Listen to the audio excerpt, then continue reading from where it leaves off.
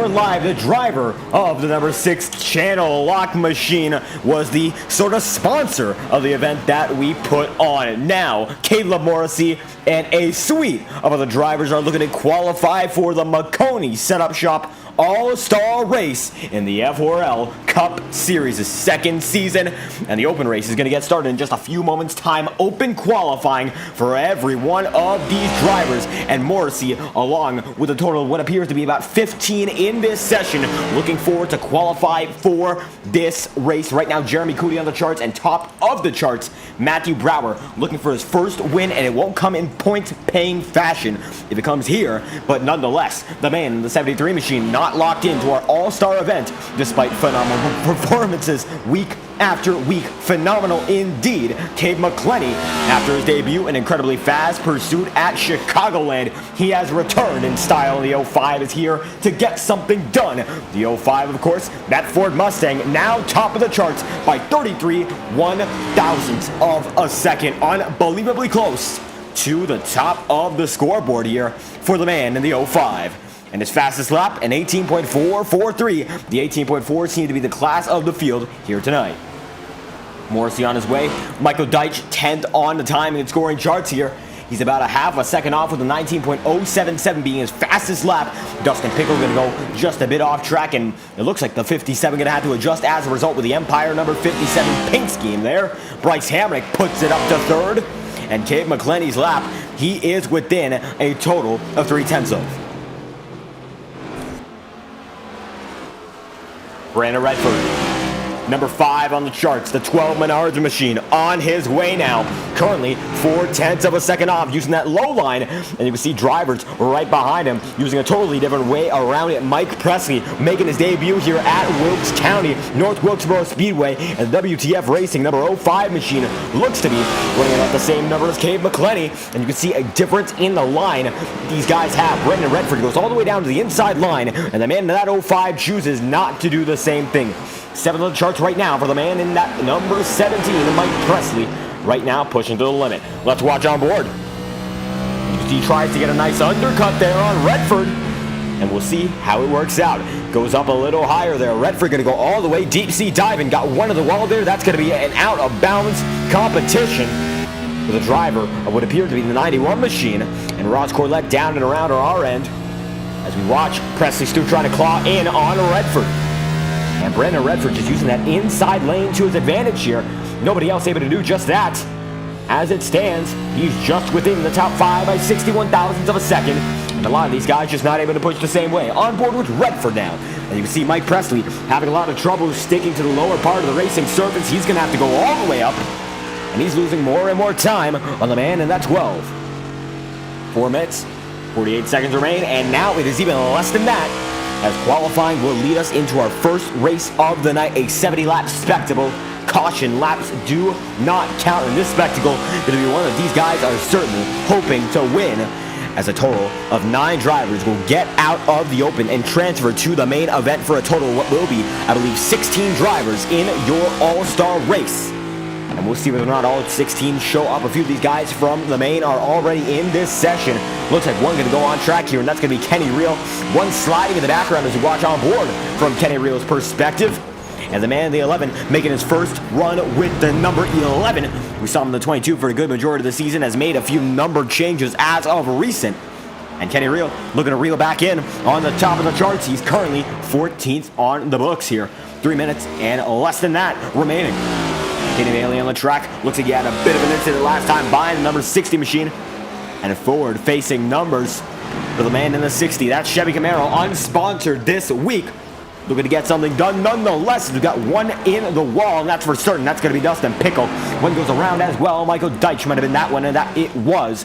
Michael Deitch down and around. Matthew Brower still on his way and chasing perfection. One goes around right behind him. Caleb Morrissey now in the 4th position. Now, the Highline Racing League did, in fact, take on the North Wilkesboro Speedway very early into the season, or rather, closer to the midway point. Shouldn't say very early, but the final few races, this might have been one of them, as following that 6-race break, Caleb Morrissey able to turn on the Jets and put together some great performances there. This is his debut, not a points-paying debut, but nonetheless, the driver in the 6 machine looking to make something happen on debut and perhaps win the total of a $20 bounty put up by the league here. And it's going to be a great one to watch. These guys all looking for that victory, as Morrissey now third on the charts right now, about a 10th off of Cade McClenny.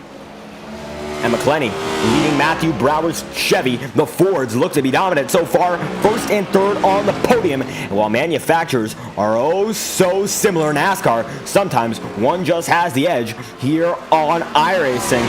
And that's how it goes time after time here, as we are going to look through and see the race results in the Highline Racing League's event at North Wilkesboro. And we're going to find out where the driver of the 6 machine now finished that time by. And Caleb Morrissey, we saw him that time. We've seen him in the Rush Racing League, the Rush Truck Series, and he was a dominating driver there. Almost got the championship. Michael Overstreet ended up on top of that one. Morrissey second on the charts, but Morrissey was absolutely dominant and oh so close to that title, in spite of the fact that he did miss a few races along the way. And we're looking through Wilkes County right now. And a total of 12 races those guys had here in the FORL Cup Series. There's a total of 18, and they've already made through 9 of which, as you can see, Bryce Hamrick making his way up on teammate Ross Corlett as they both try to get through Brandon Redford. And Redford right in front of the drivers for only a moment. Now Redford going to cross him right over. Nice move there for the driver of the 12 machine, and he keeps it right in front. Qualifying almost over now, and Cade McClenny still leads over Matthew Brower. And last time we saw Caleb Morrissey out at North Wilkesboro, he finished in the position 11. So certainly no stranger to running up front as McClenny on his way. Matthew Brower in second by 48 1/1000ths of a second. So very, very close quarters here in qualifying. These guys got to push to the limit if they want to make it up front. It's going to take everything they have and then some, as Justin Pickle going to go down to the inside line on Jeremy Cootie. Brandon Redford 6th right now. Number 12 machine, Caden Bailey, is in 7th. The number 60, Matthew Fainoff, is in the 2, and he's in 8th. Ross Corlett 9th, and Kenny Reel is in 10th. Mike Presley in 11th, and Michael Deitch in 12th. Jeremy Cootie in 13th, and Jordan Herring is in 14th. Looks like Doug Gazelle coming into this session now. It's going to be a total of 16 drivers getting ready to do battle, and it looks like out of every one of them, the driver in the 05 machine might just come out on top, not going out for another run, it appears.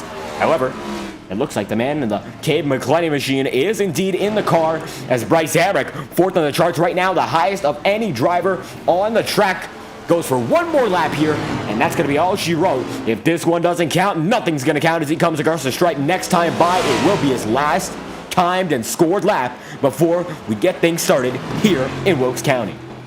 And it looks like that will in fact be it. Hamrick across the stripe this time by. It's not going to be an improvement on his best lap. Oh so close, but 7/100ths the difference, and Cade McClenny will be the fastest man in qualifying. How about that? Now it's time to see what he has in store. However, he's already locked in. He was the fan vote winner with a total of 24 votes. The drivers able to vote upon one another, and McClenny, out of all of them, able to come out on top there. He's already in your all-star race. Now he's looking to get some good practice in and eventually come out on top here in the open. McClenny, position number 1 for now. Let's get you your first starting grid of the night, and that starting grid is going to be for your open. 9 drivers are going to be eligible for the all-star race following this run. And boy, oh boy, I know these guys are as excited as you are. This one's going to be a great show, and they are looking to get that prize pool and make it all their own. That is a certainty. The pace car is in. You can see McClenny there, and the majority of the field is already lined up now. Let's go through your starting grid for tonight's event. This is the first event in the Maconi Setup Shop All-Star Race Night, and it is the 70-lap open. Cade McClenny coming out on top with an 18.443. Matthew Brower in second with an 18.491. From there on out, Caleb Morrissey in third with an 18.625, coming back from multiple great runs in North Wilkesboro on different leagues. Same channel, live on FTN, and Bryce Hamrick has changed his paint scheme for tonight's event, and the 18.668 lap puts him into 4th. From there on out, Dustin Pickle with a 7.57 in the 18-second range is in 5th, and Brandon Redford is in 6th. And rounding out the 4th row, it's Matthew Fainiff right beside Caden Bailey. Top 10 rounded out by Ross Corlett and Teddy Rear with an 18.938. And from there on out, Mike Presley on debut, Michael Deitch in 12th, Jeremy Cootie in 13th, Jordan Herring in 14th, and Doug Gazelle and Joaquin Stewart round out your field for tonight's event. 16 cars and 1 victor. Cade McClenny in prime position to go to the All-Star race. No matter what happens here, he could start it and park it, and he would still be in this event. That fan vote comes in clutch, and these guys now know that they're going to have to work for it because McClenny already sailing into the first All-Star race sponsored by Maconi Setup Shop. And we got to thank Maconi Setup Shop for coming along. Jeff Maconi, a great group of guys there, incredible setups and incredible drivers that are associated with Junior Motorsports, along with a slew of other incredible drivers that they are tied to. And Maconi Setup Shop, they are the reason we are here tonight. McClenny on his way. Here we go.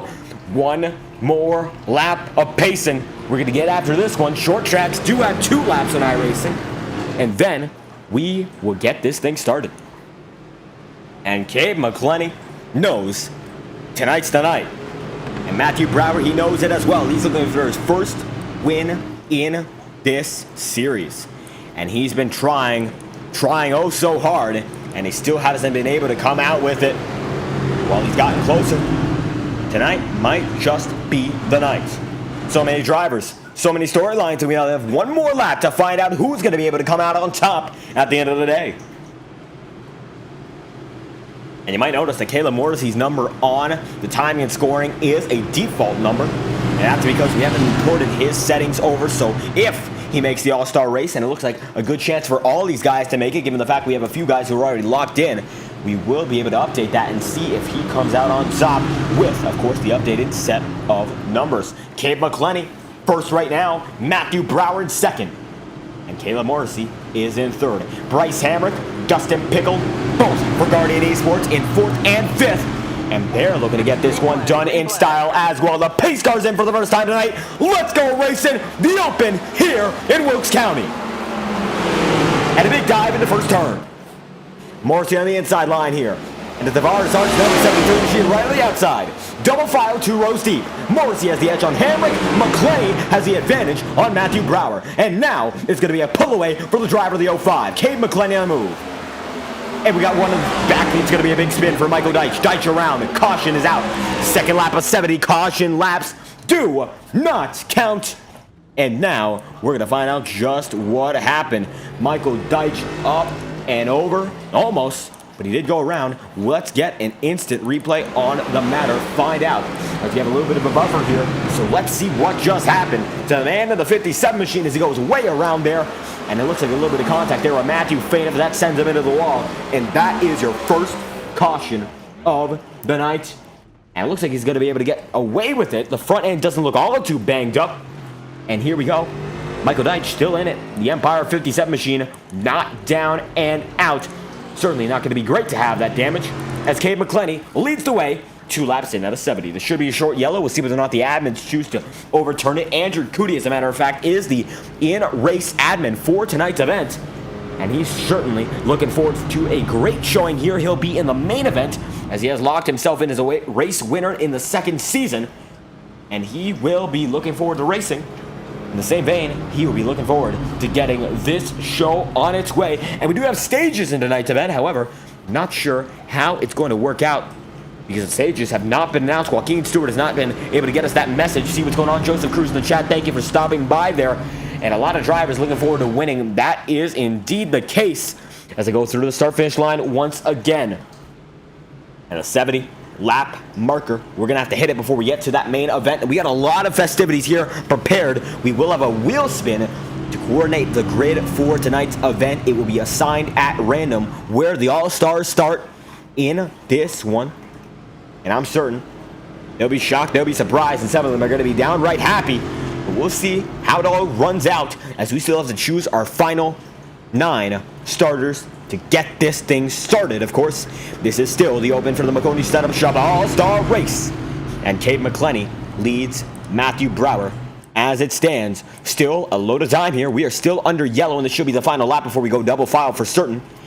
And that indeed appears to be the case. McClenny already side by side with Brower, but that is not. And we are still waiting to get this thing back on the road here. And two drivers going to blink out for just a moment as we are going to have to reload our timing and scoring settings for just a quick second. And now we appear to be back already. Double file. Top two drivers are Caleb Morrissey and the remainder of the field. They are single file. And only so much time before we get this thing back on the road. Might be automated cautions here tonight. Andrew Cootie does not appear to be using the settings as the only off-track admin. Joaquin Stewart not here just yet. He has registered, though. And the iRacing pace car now, it appears, will have one more lap to do it. Brower goes way high. And now everyone is getting bunched up once more. And you can see double file the entire field through 2 laps into 70. And Cade McClenny, we saw him almost coming out with the victory in Chicagoland, his debut. Oh so dominant and oh so close to James Thurston on pace all race long. But he wasn't able to get it done. Tonight he is going to be able to get it done if he holds on to that first position. And he's in it now. We'll see whether or not he sticks to it. Pace car is off, and green flag's back in the air here in the open. Maconi setup shops all-star race. Let's determine the grid, and let's get a green flag running. Morrissey side by side with Matthew Brower now looks again at the edge. But Cade McClenny far out now with a pretty good advantage. Although it looks like he's going to be cut into. Morrissey going to be able to use that inside line. Well, looks like McClenny's going to diamond arc it. Everyone still goes through clean. Double file there. Gonna run up high. Second position battle. Now looks like Brandon Redford's gonna try to get involved here. Let's watch our board with the driver of the 12 machine. This is Redford's perspective. As you can see, side by side, Morrissey and Brower are. Morrissey down to the inside line once again. The Tavares Arts number 73 machine is there. And you can see McClenny's able to run away with this as Tavares Arts. At 73, Matthew Brower has locked down the channel lock machine of Caleb Morrissey. Morrissey's looking for any advantage he can get. But they're still double file, and nobody able to lock them down. Lap 5 of 70, we have another incident. It looks like it might just be Jeremy Cootie, and that we are going to look into. Everyone still shuffling about here. And we are looking to find out whether or not it was, in fact, Jeremy Cootie. Jeremy Cootie might have been involved. We are going to find out, however. It's going to take us just a moment to see whether or not that is the case. Cootie looked to be driving slow on our end, and a lot going on according to timing and scoring. It looks like that was a load of drivers who may have just gotten wrecked. And we will look once again, as it looks like, of all the drivers who were involved, Jeremy Cootie certainly is one of them. We're going to go replay hunting right now, see what just happened as Cootie is on pit road. And we are going to back this one up and see every angle we can get at it. It looks like this is a single car incident there for Jeremy Cootie. Let's watch once again. And down the inside line, it looks like he tries to go there on the 67 Doug Gazelle. No contact, goes down to the grass and goes all the way up, and that's going to trigger a caution.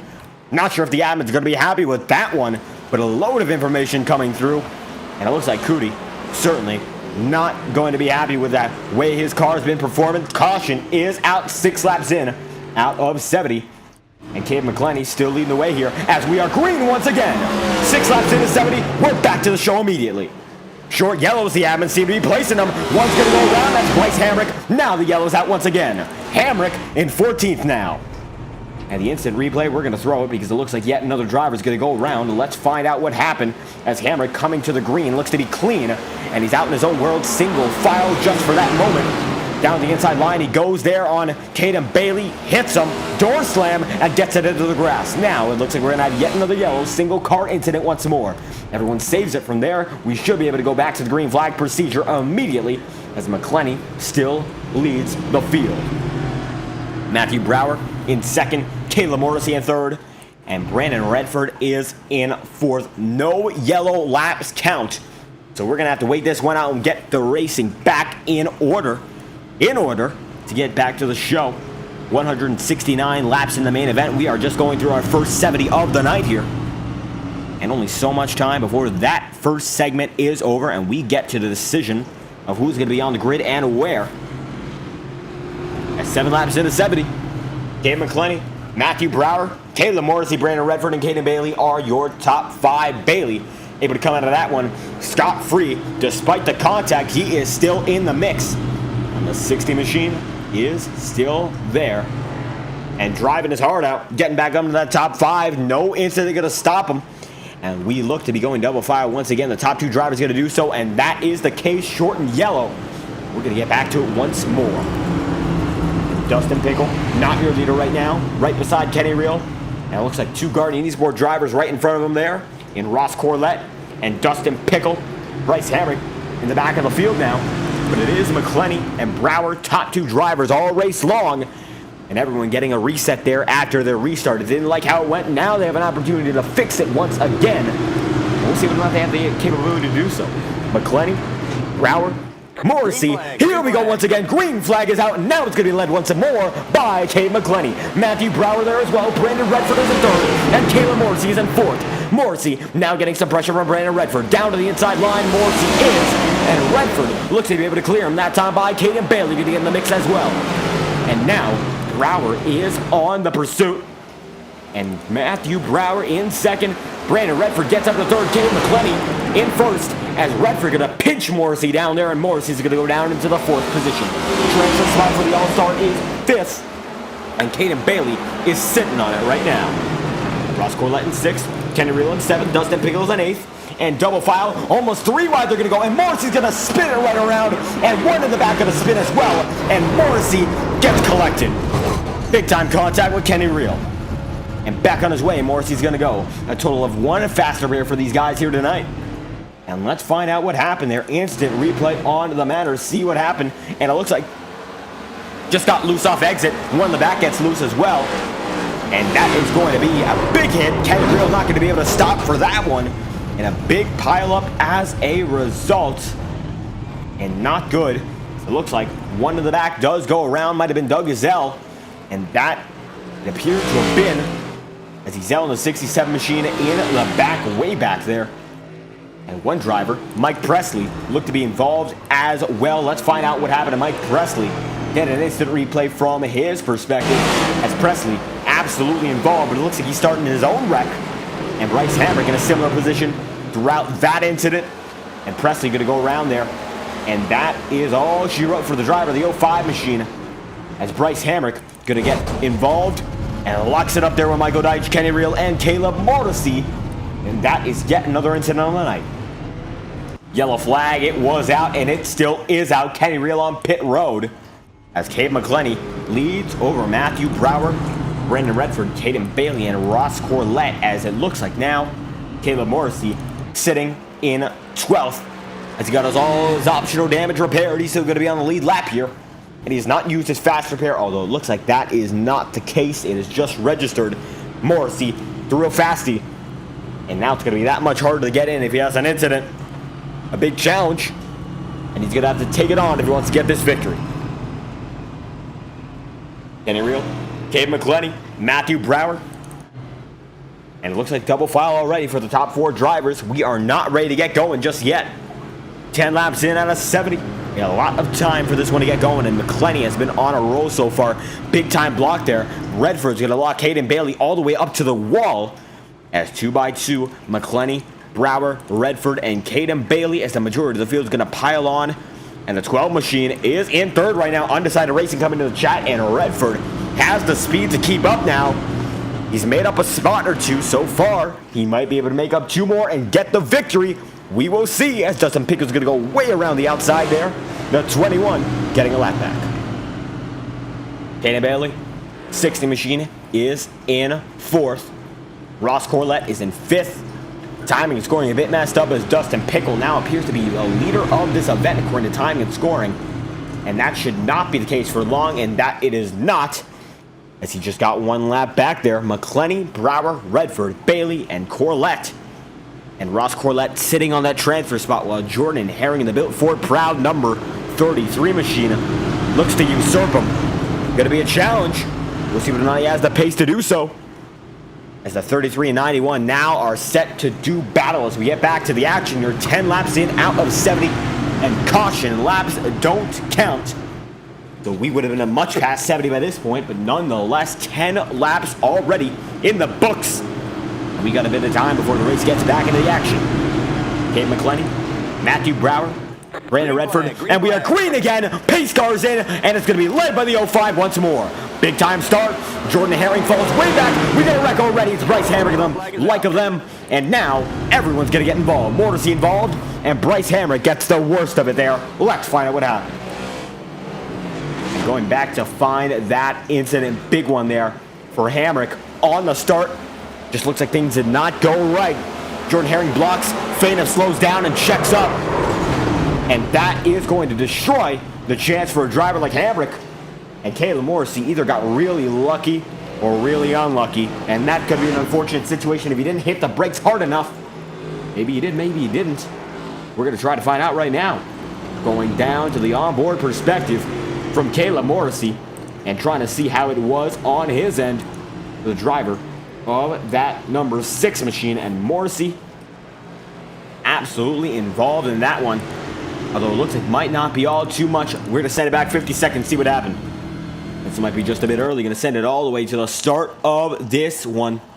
And the restart, it is out by this point. And 57 to Deitch right in front of him. And just the checkup, able to brake. And gets really lucky, no contact. And swerves right out of it. Going to make up a few spots as a result. And a good showing there for Caleb Morrissey to get himself into the swing of things. In spite of the fact he almost got collected there. And he is still in this. He's in 11th. Only about 6 spots out of that transfer. As Caden Bailey still holds on to 4th. And Ross Corlett appears to hold on to 5th.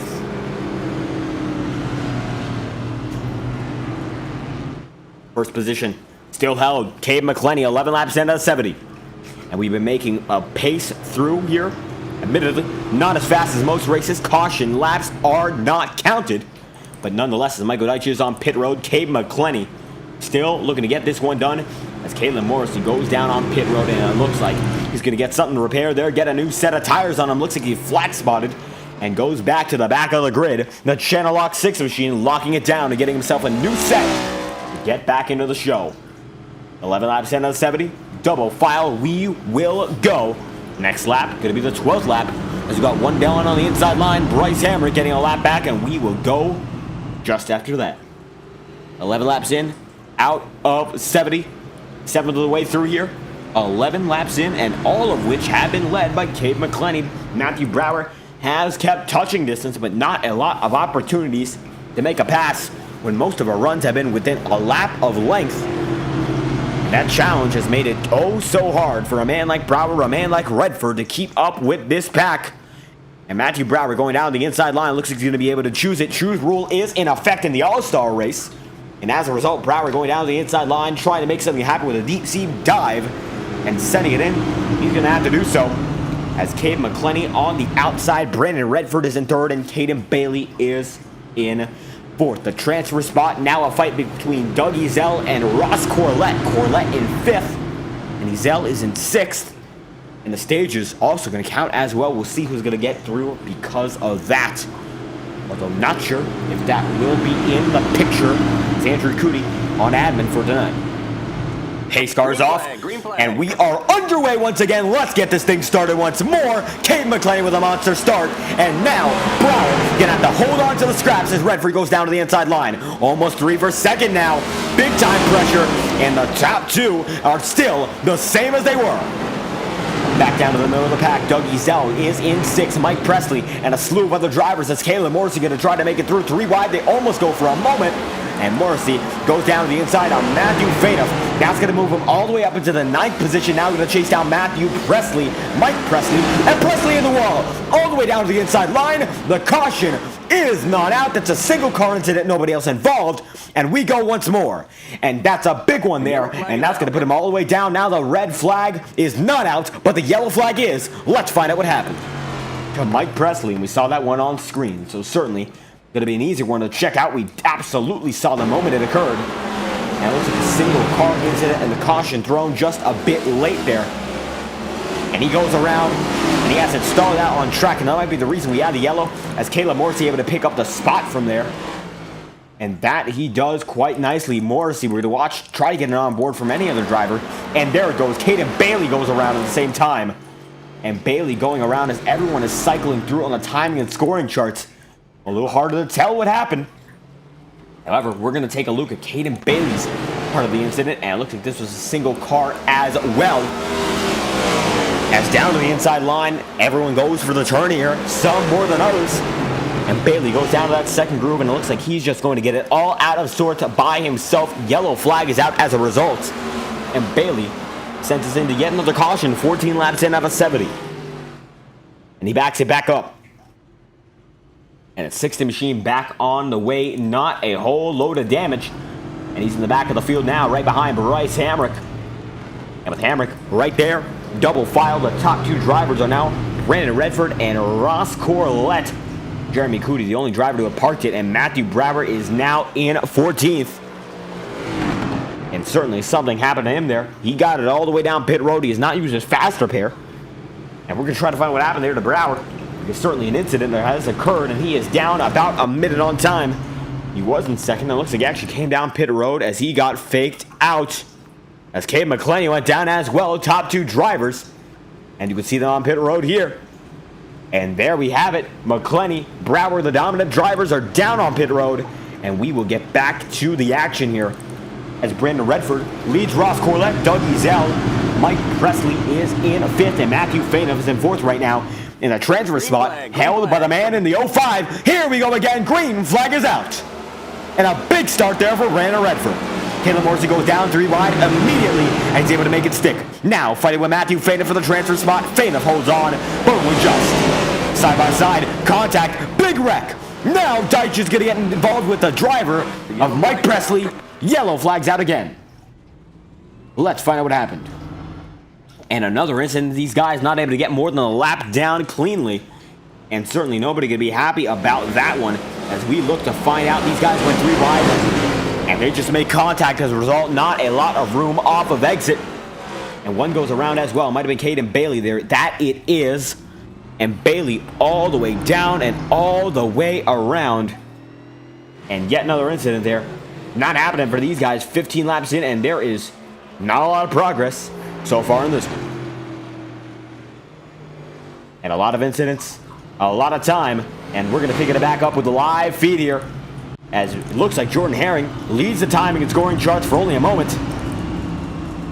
And you can see the driver of Mike Presley getting back there as well. Redford leads over Ross Corlett, Doug Ezell, and Kenny Reel. Kylo Freeman coming into the chat. How's the race going? And Caden Bailey did indeed wreck there. Unfortunate. We've had quite a few yellows and no caution laps count here. Certainly a different one than most of these races. And how about it? These guys still pushing. Double file will go once again. And down to the inside line, Redford goes. And we appear to be going green in a lap's time. It has been extended. The yellow flag has.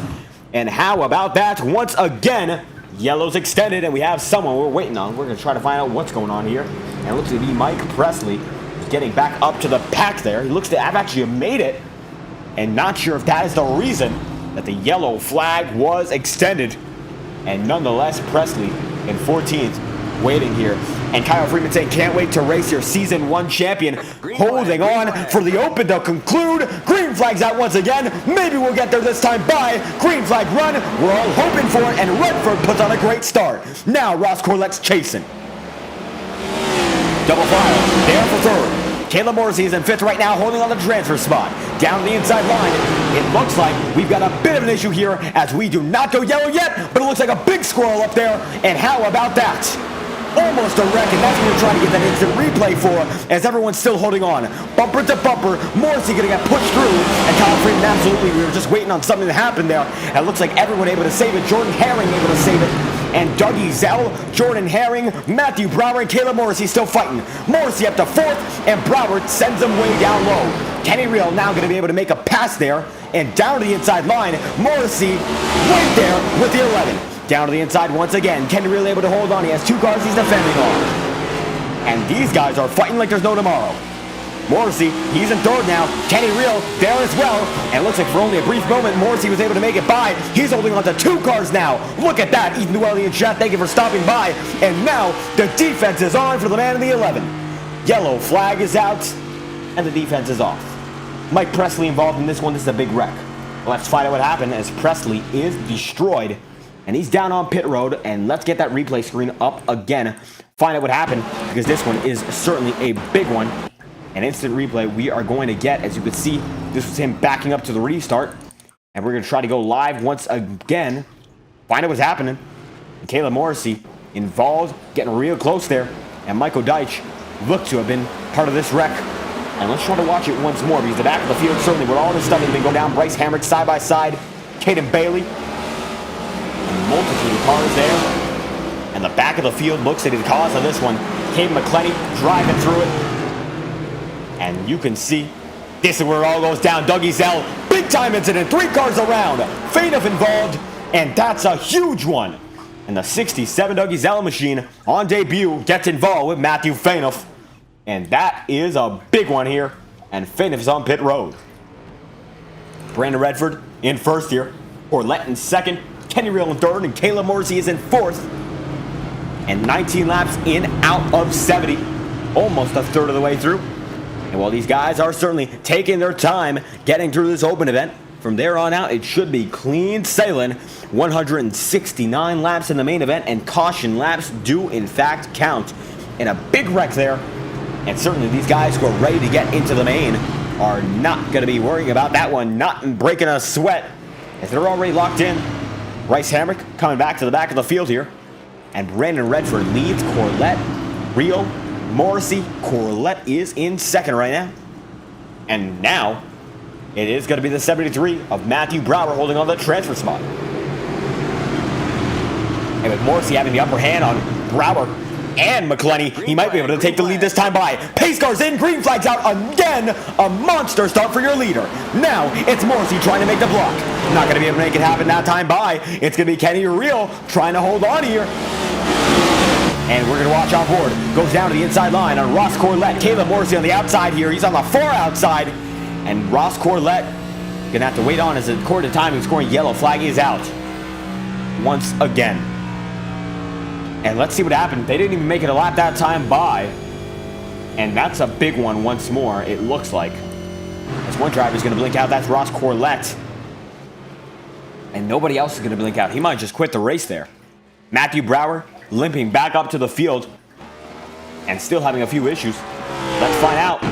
And Brower did just go down and around. Caden McClenny goes way high, and Brower gets shaken up. Jordan Herring turns him, and that's all she wrote. And Hamrick not able to avoid him while riding, and they got stuck. And the rear end for Matthew Brower caved in. The front end, he might be able to get away with it, but nonetheless, Brower down and around. And he gets involved in that one, the 73 machine not having the best of starts. And he'll be back on his way once again, but he's got something wrong with that car, that's for certain. And it looks like now he might be able to have fixed it. And he's going to take a few spots away there. He's going to get right in front of Mike Presley, as Caleb Morrissey is your leader over Kenny Real, Caden McClenny, Dustin Pickle, Michael Deitch, and Bryce Hamrick. Ross Corlett looks to have just disconnected from the race. Brandon Redford looks to have done the same thing. And those might be your first 2 drivers to be taken away by stages. So they should be locked into the event as far as we are concerned.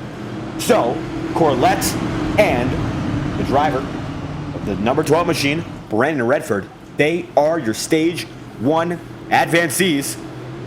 And we have only got a few more stages left. So, now it's on for stage 2 to see if they're going to be able to make it. Morrissey has the upper hand now. McClenny there as well. Green flag's out, led by the Morrissey machine. And the field whittled down just a bit. Everyone roars through the first turn. Caleb Morrissey able to keep it clean for now. And now this field is much smaller. They're going to be able to race clean. Up to the high side, Caden McClenny goes. Morrissey able to hold on to Kenny Real for now. Real's going to go on the outside line, trying to reel him back in, but Morrissey able to hold on. 21 laps in, becomes 22 laps in, out of 70, that time by. And now they're still side by side. Morrissey trying to hold on to Kenny Real, but he has that outside line on the back straightaway, and that's what every driver needs. As McClenny tries to go down to the outside, it's going to be 3 wide for just a moment there. And Morrissey still holds on. One in the wall there, that's going to be Caden McClenny. And still, top 3, oh so close. And now it's going to be a defense game for the Caleb Morrissey machine. Big time impact. It looks to be the middle of the pack, and Kenny Real's going to fall way out of contention there. He's still in the transfer zone. And the top 2 drivers now to make it out of stage 2. It is the McClenny and Morrissey duo. and Morrissey leads him. 24 laps in out of 70. Now, McLean's able to dive it in deep time after time, getting a nice exit off the exit. Of course, on the high side, as they're 3 right in the back there. Everyone able to keep it straight, though. And up to the high line, Caleb Morrissey going to adapt as a result, and seeing drivers in the rearview mirror doing something different and doing something faster sometimes allows you to change and perhaps become faster as a result. Morrissey goes up to the high side, and it looks like McLean going to go down the inside, tries to make something happen there. It looks like that time it might have worked, and now that they've traded, it's going to be a yellow flag, and Morrissey's going to get spared there. And now, let's find out what happened 25 laps in out of 70. Caden Bailey absolutely involved in that one. Let's find out why. And returning to the replay, Bailey rubbed up in the wall by Bryce Hamrick and one almost around there. Oh, it's going to be the driver of Matthew Brower. And now Michael Deitch just taps him out. And it's Brower, Bailey, both involved. And back down to the infield grass almost. Caden Bailey goes. Brower back on his way. And back to green we will be in just a few moments' time. 25 in at 70. Caleb Morrissey leads over Dustin Pickle, Bryce Hamrick, Michael Deitch, and Morrissey choosing to stay out, while Caleb Morrissey's rival in this event, Cabe McClenny, goes in. And the 05 machine, alongside Matthew Brower, Mike Presley, Caden Bailey, looks to be the last driver here in this pack. And Kenny Reel are those on pit road. Morrissey, Pickle, Hamrick, and Deitch, your top 4 drivers so far. 5th right now, Jordan Herring. He'll hold on to that transfer spot if we go from here.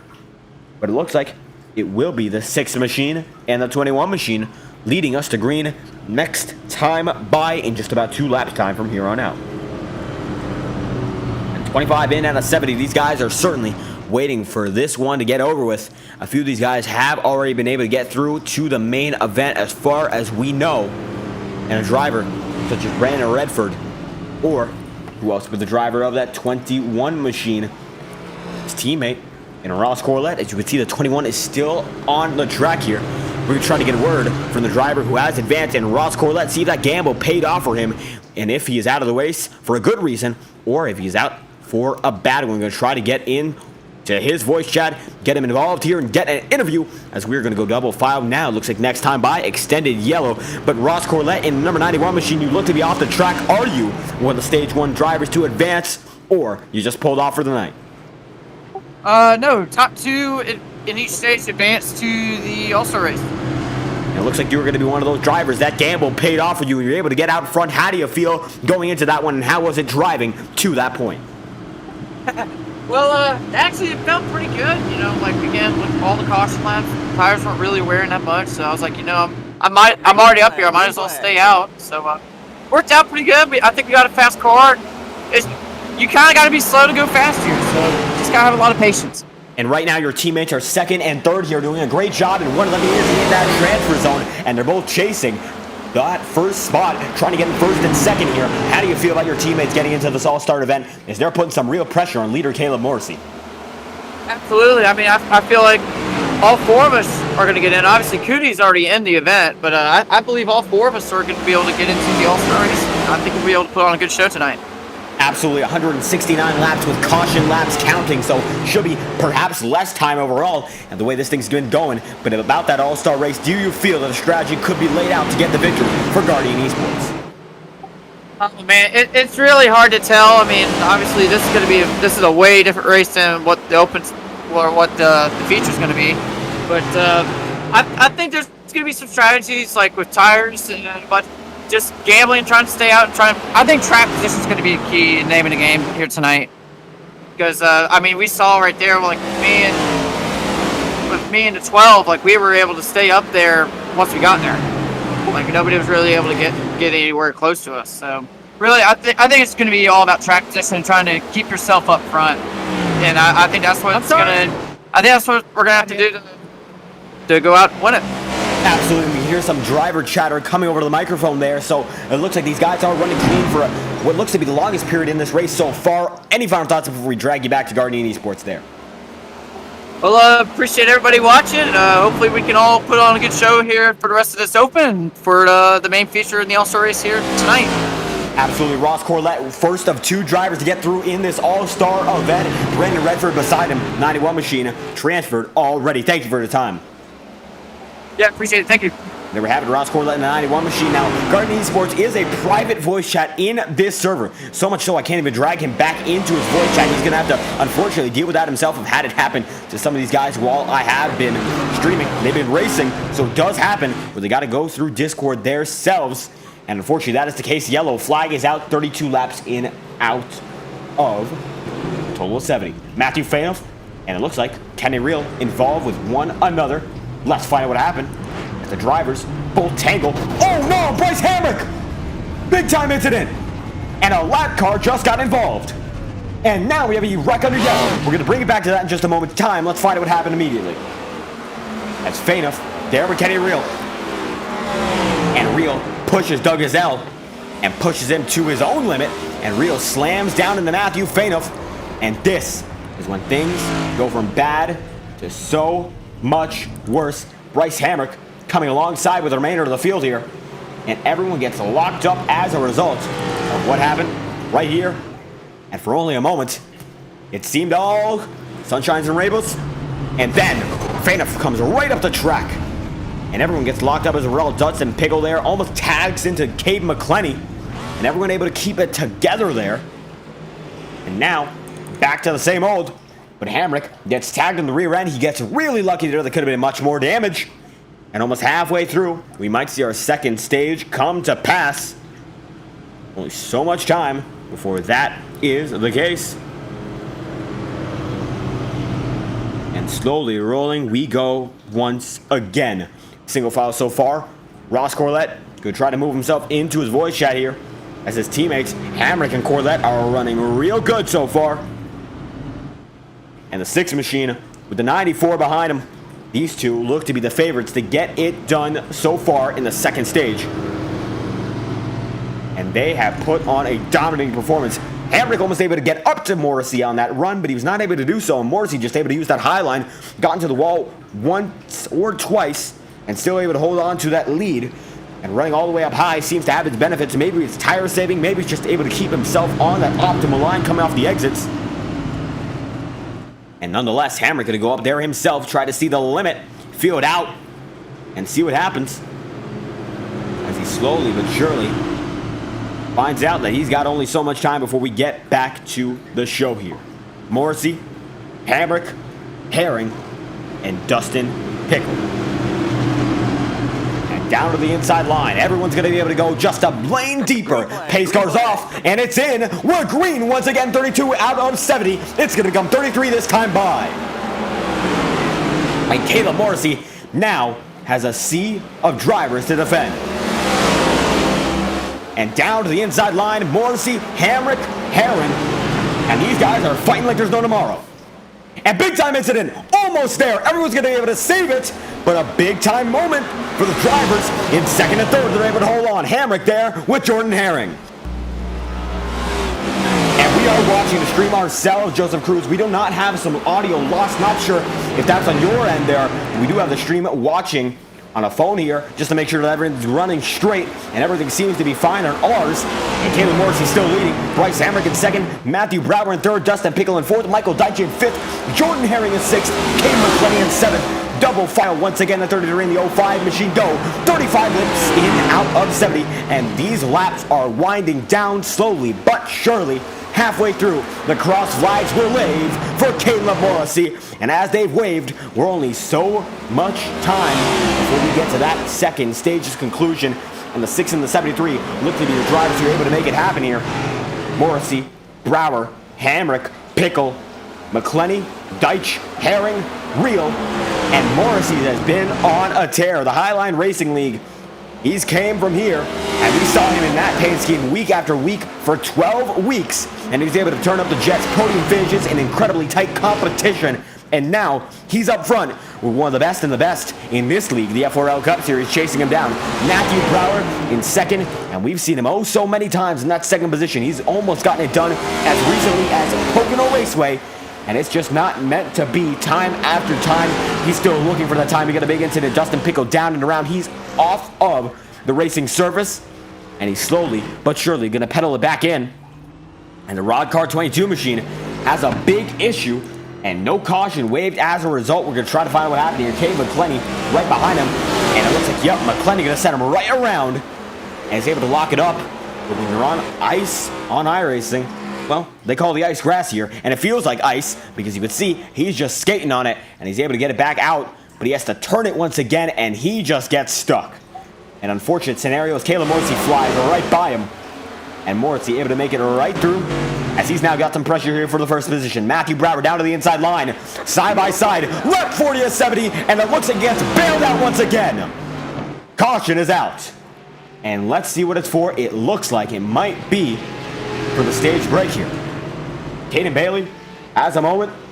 Caleb Morrissey and Matthew Brower might just come down pit road this time by. It could be it for their races, as they are first and second right now, about 20 laps after. And that is the case. That is it. And it looks like Matthew Brower and Caleb Morrissey are the winners of Stage 2. They advance to the All-Star race. And Teddy Reel now looks to be one of the drivers looking to settle the score here, as Hamrick and McClenny are now looking to get it done in stage number 3. Unbelievable. Now we have 2 more drivers back in contention, and 2 drivers out of this event, the Open. They have already transferred through.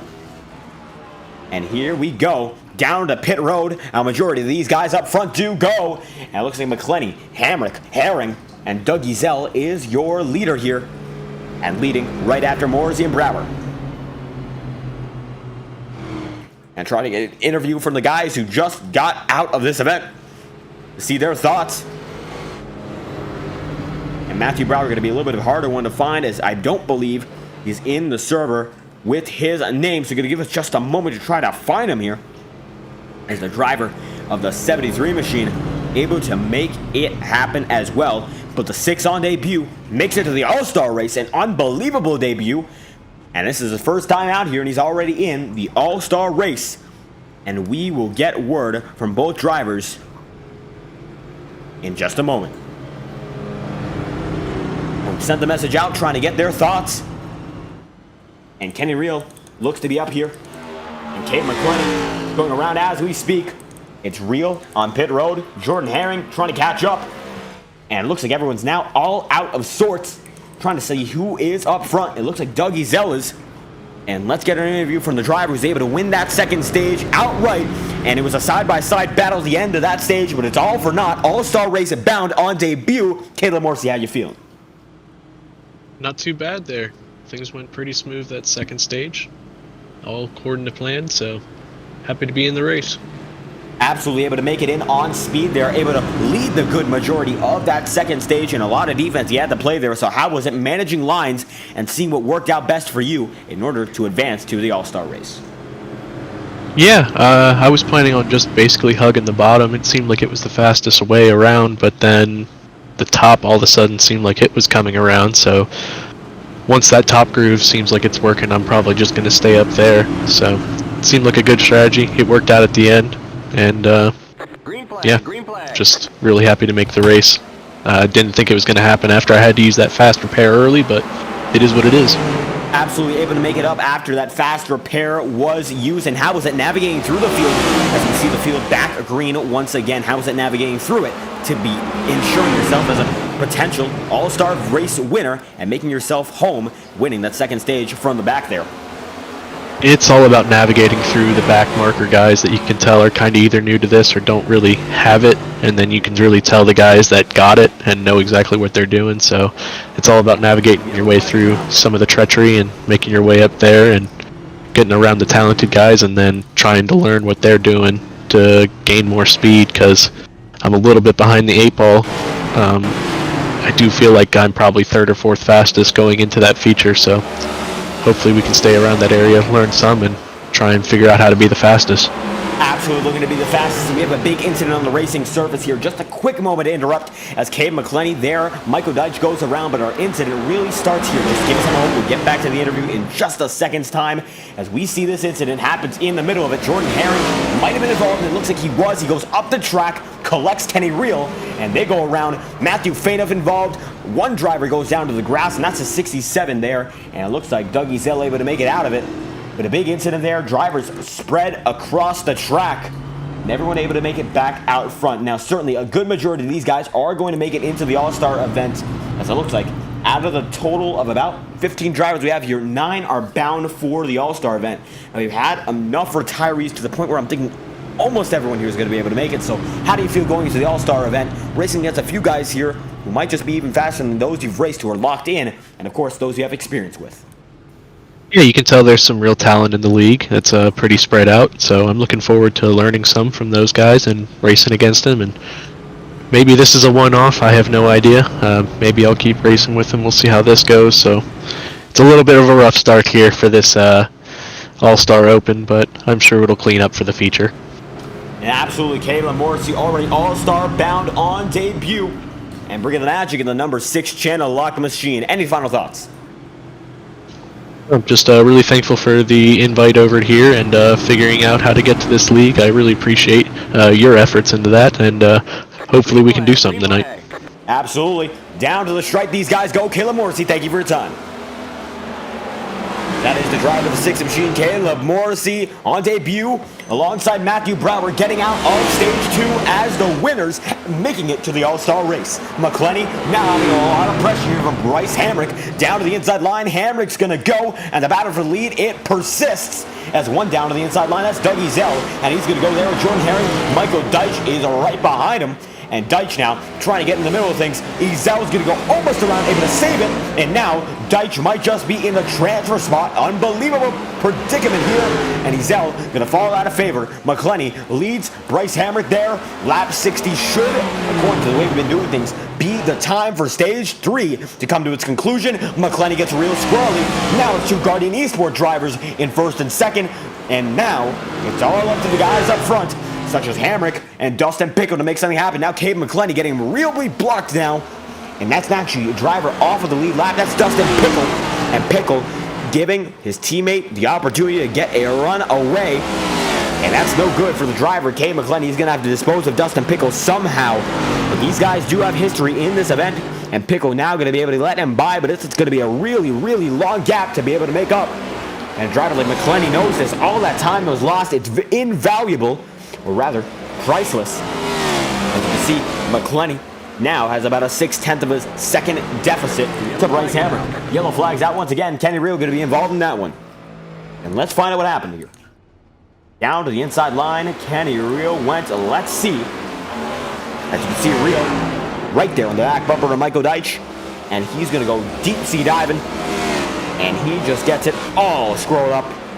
And up to the high side, the 11 machine goes. And backs it down with Goodyear rubber, hitting the infield grass and backing it out. Not a load of damage, but certainly not going to be anything to be happy about as he backs it out of there. And Kenny Reel is still in 6th. We got a cloud of smoke here, and we're going to go down pit road. That's Cade McClenny as Bryce Hamrick leads over Dustin Pickle, Jordan Herring, and the remainder of the field with Michael Deitch right behind the Herring machine. Deitch now looks to be in an off-sided chance of getting in on stage 3's victory and not the transfer spots overall.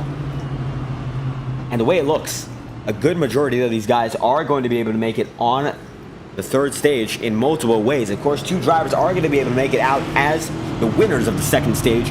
And right now, if it finished the way it is, it will be Jordan Herring and Bryce Hamrick. However, from there on out, we only have a total of 3 drivers on the lead lap. Make that 4 with Cade McClenny getting back on it.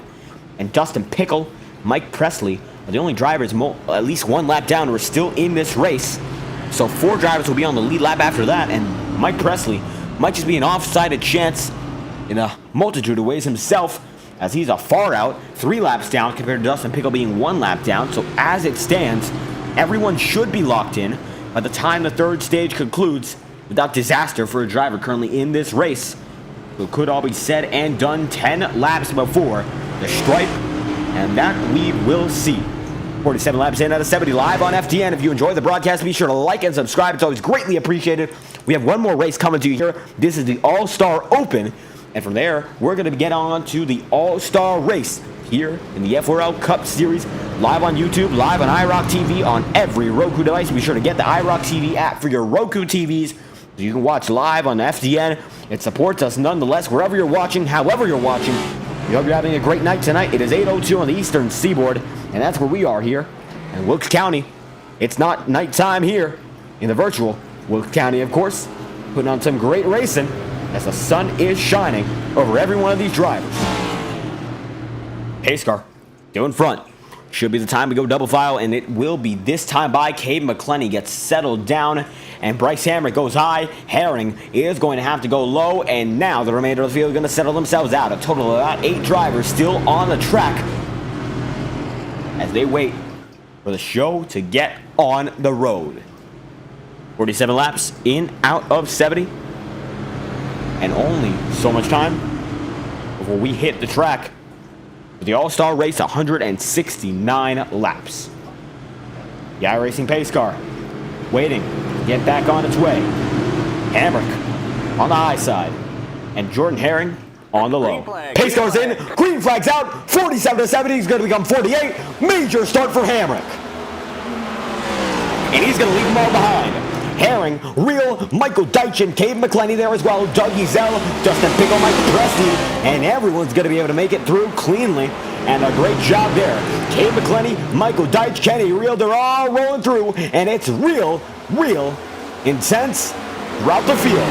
Hamrick has a great start. McClenny now going to have to claw through Jordan Herring. Michael Deitch now has the pace here, and everyone's pace is separated by only about a tenth or two of a second. Tires are worn out, time is running out, and these guys know it. Herring gonna get right up to the back bumper there of Bryce Hamrick, and slowly but surely, it looks like Herring could pose a threat here. Cade McClenny down to the inside line of the 33 machine, and 50 laps in of 70. The 50th lap, it's been hit. 10 more laps before the dirt stage is over, and 20 from there on out, until this race has hit its conclusion. And this time by, 20 laps to go here in North Wilkesboro Speedway, and Hamrick goes up to the high side on Cade McClenny. McClenny might just have the pace here. It's the Hamrick machine just not able to hold on. Herring in third, Deitch in fourth, Doug Ezell in fifth, Kenny Real is in sixth, and Dustin Pickle is in seventh. Mike Presley in eighth, and that is all she wrote the entire field right now, coming down to a total of 8 drivers. And if the driver, Mike Presley, were to disconnect or get his laps back, and one driver would fall further than him, it would be a locked-in field. Only one driver going home tonight, it appears. One's going to go around almost. Herring's going to save it. 19 laps becomes 18 laps to go. And now, McClenny and Hamrick running away for the final set of transfers. And Cade has a great run. He's 7/10 up on Bryce Hamrick now. And Michael Deitch is slowly but surely closing in on that gap. Deitch might be able to make an outside shot here. That's watching on the nose cam of the 57 machine. And the Empire paints number 57 a striking livery for tonight's event. And Deitch taking a different route here, trying to catch up to that 94 machine. He slowly but surely made some progress. Now, he might just be lost as the 57, losing just about a tenth of a second time after time here. And Hamrick might just be able to gain in on Cade McClenny. And a little bit of shifting, almost there. Deitch, let's watch on board and see what he's doing with the gears. As certainly he's revving it way high. And he's all the way in third here. Getting it all the way up, redlining it, and backing it down. Cade McClenny, similar situation. He's in third, doesn't shift it. And he's going to be putting on the power down just a bit more. And that's the advantage a driver like McClenny has over a driver like Hamrick. As Hamrick now has about a second over Michael Deitch. And he is in fourth gear. That might be different itself. Not a lot of revs compared to third. And they are running at about the same speed. In terms of miles an hour, of course, time after time. However, McClenny, with that slight advantage, that's all he needs to keep on pushing. And 14 laps to go. It's going to become 13 laps to go that time by. And McClenny is on a roll here, as nobody on his level. One's going to go almost around there. Doug Ezell going to be able to save it. He's in sixth. Jordan Herring there as well. And Ezell has a serious issue. Looks like actually one tire is dilapidated entirely. He is out of control And you could see that tire is not moving, even if the others are. He's on 3, and he's going to come down pit road. This could spell disaster. He might be out of the All-Star race as a result.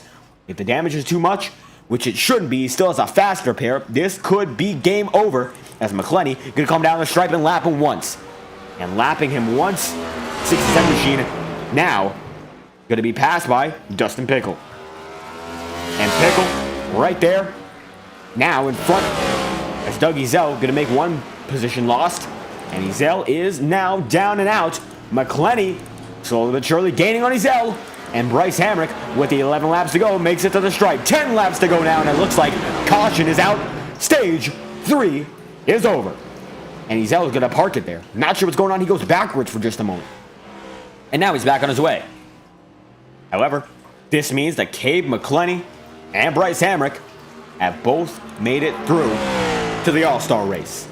Stage 3 winners, McClenny and Hamrick, they will be down and out of this one. And they're going to disconnect in just a moment's time. And we're going to try to get interviews from the both of them, as it looks like they will be ready in just a moment. Both drivers able to get it done, and he's burning it down already, as they both will disconnect. And you can see the burnout, the celebration early, as he's still on the track. And he's got reason to celebrate. The race is not over. However, he's already transferred to the All-Star race. It does not matter.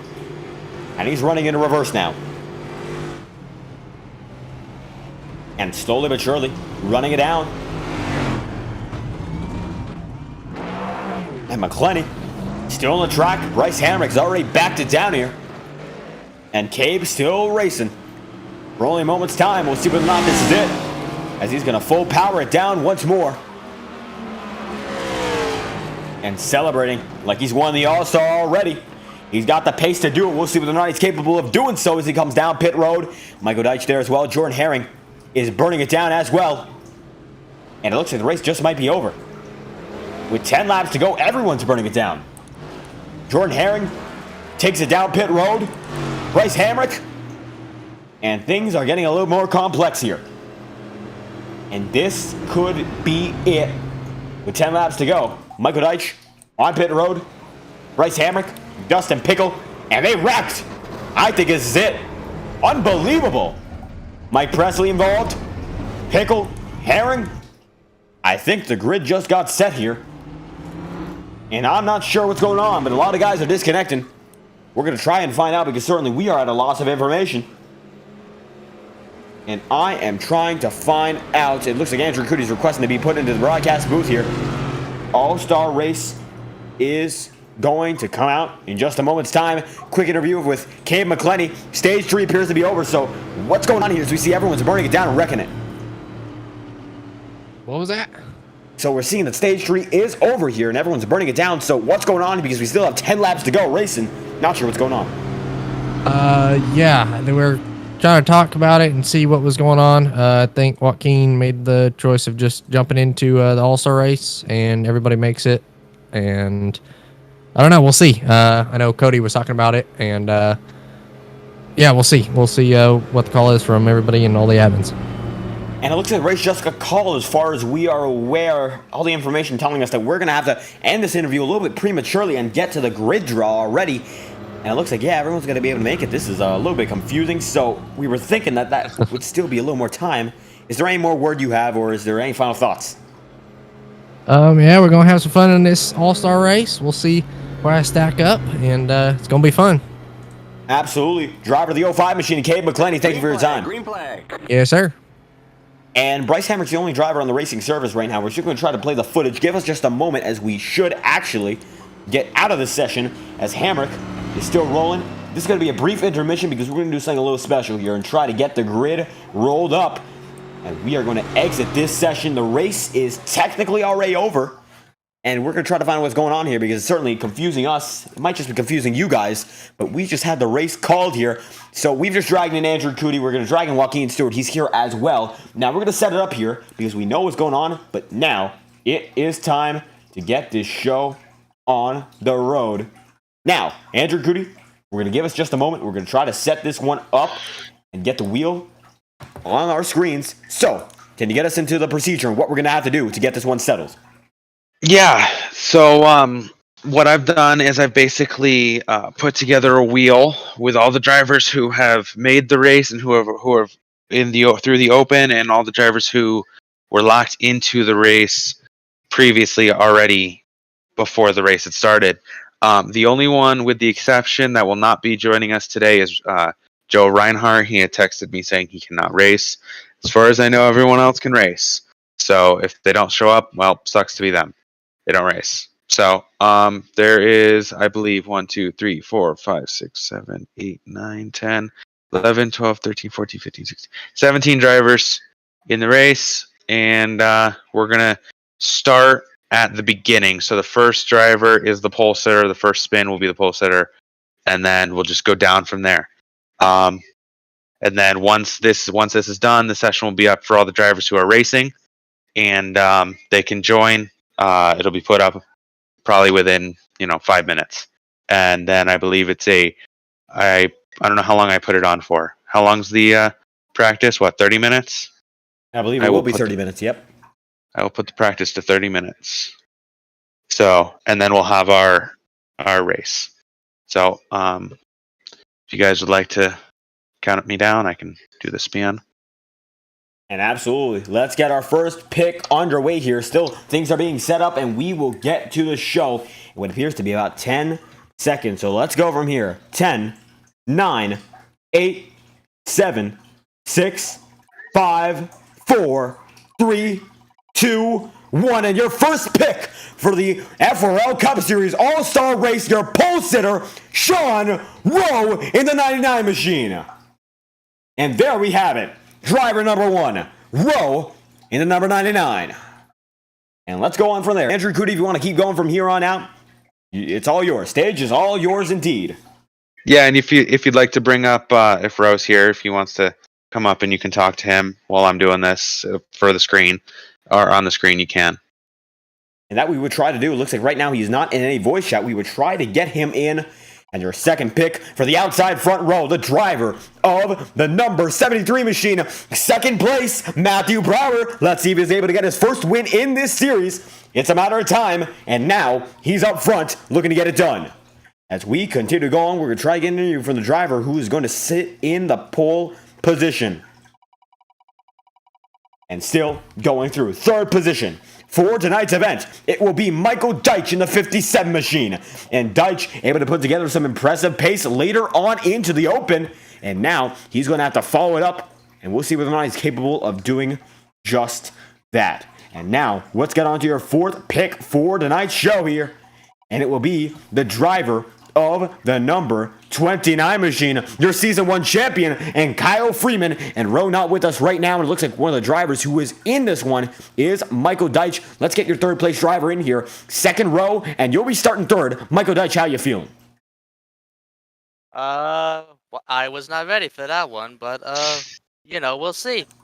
Let's go, y'all. I am. And Michael Deitch, keep going here. We know what's going on, but just keep going. We have you. I'm sorry. Look, I don't know what to expect. This is not my favorite racetrack, and but we'll just see what happens.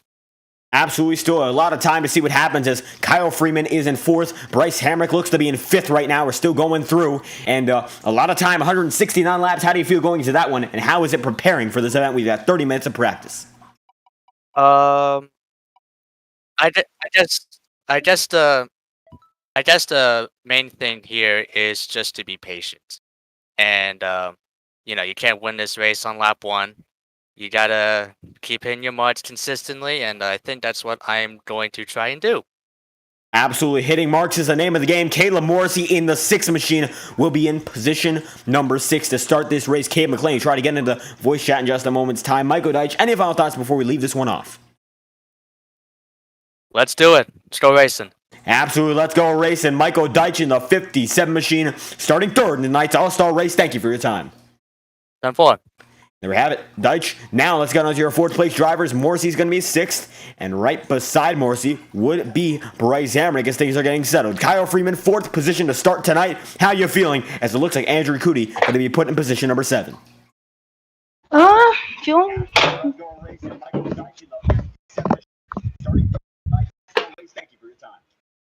And just to make sure we have a copy on you, just a quick second there. Michael Deitch was third. You will be fourth. How do you feel? I feel decent about it. Yeah, glad I got P4. Absolutely. Wasn't really expecting an interview, but yeah. Well, we got a lot of time here. 30 minutes before we get the show started here. Your Season 1 championship winner, of course, in the voice chat with us, and Freeman. Season 1, a great one for you. All-Star race, an opportunity to come back out on top. How do you feel going into it? Great. I've never been good at this track, but we're going to give it a try. Yeah. Going to see if we can go on top for full send IndyCar. And hopefully that lead gets back up. And there we have it. Maximilian going to get gridded in as well. Going to be right behind the Andrew Goody machine and Kyle Freeman with half an hour here before we get it started. Any final thoughts before we leave this one off?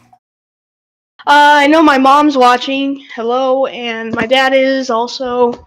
Hello, Dad. And yeah. Good luck to Hamrick if he's listening. And there we have it. And there we have the Freeman family being shouted out. And Kyle Freeman going to be starting up front in the 4th position here tonight. Thank you for your time. Thank you.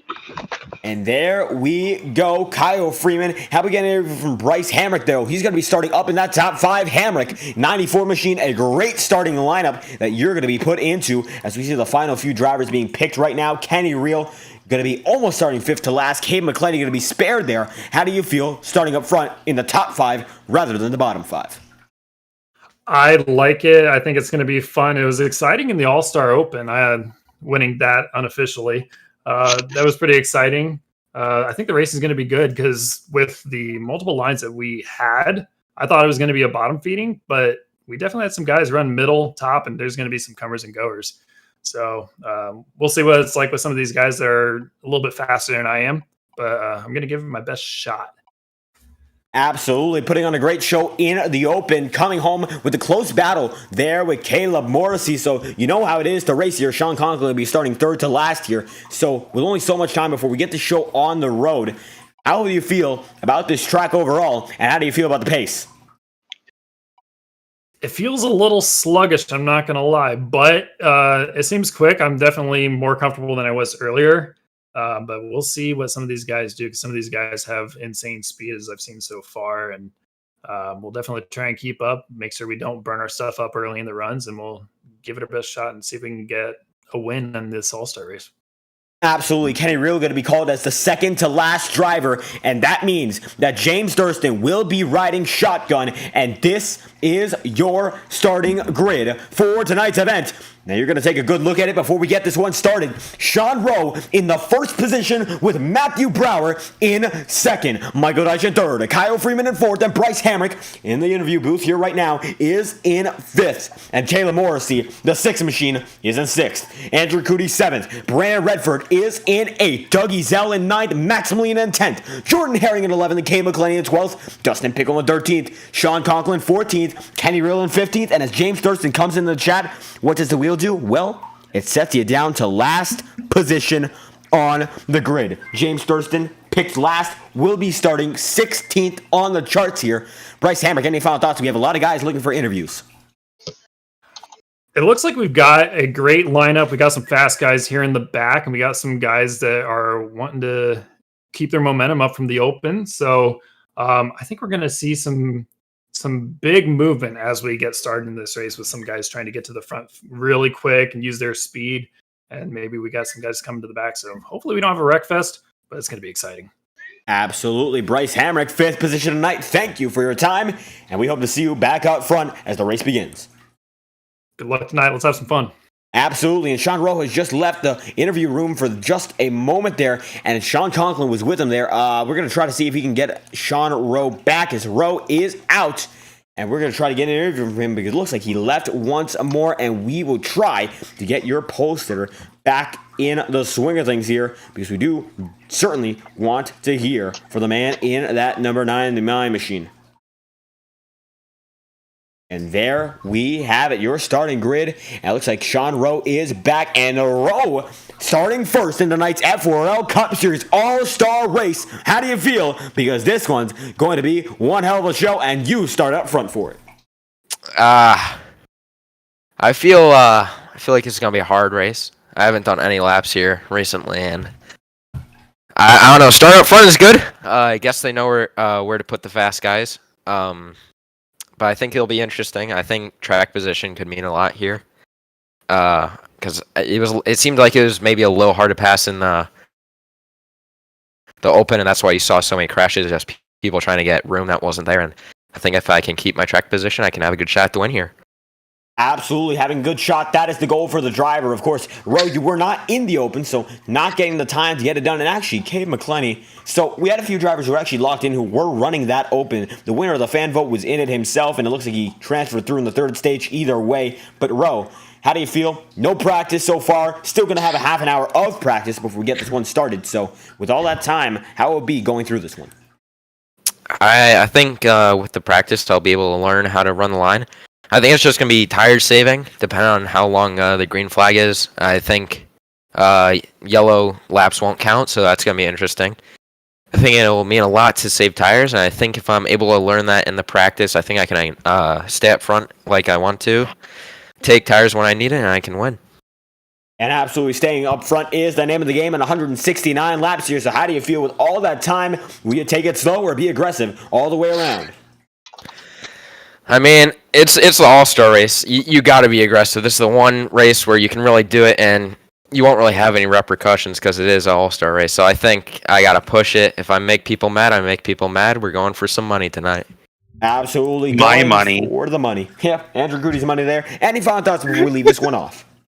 I just want to say, Cootie, get ready to lose $20 unless you win. I'm already expecting to lose $20. I am so tired. Well, I hope it goes to a good driver, and yeah. And there we have it. Sean Rowe, pole sitter for tonight's event. Thank you for stopping by. We hope to see you once again starting up front. Might just be able to finish there.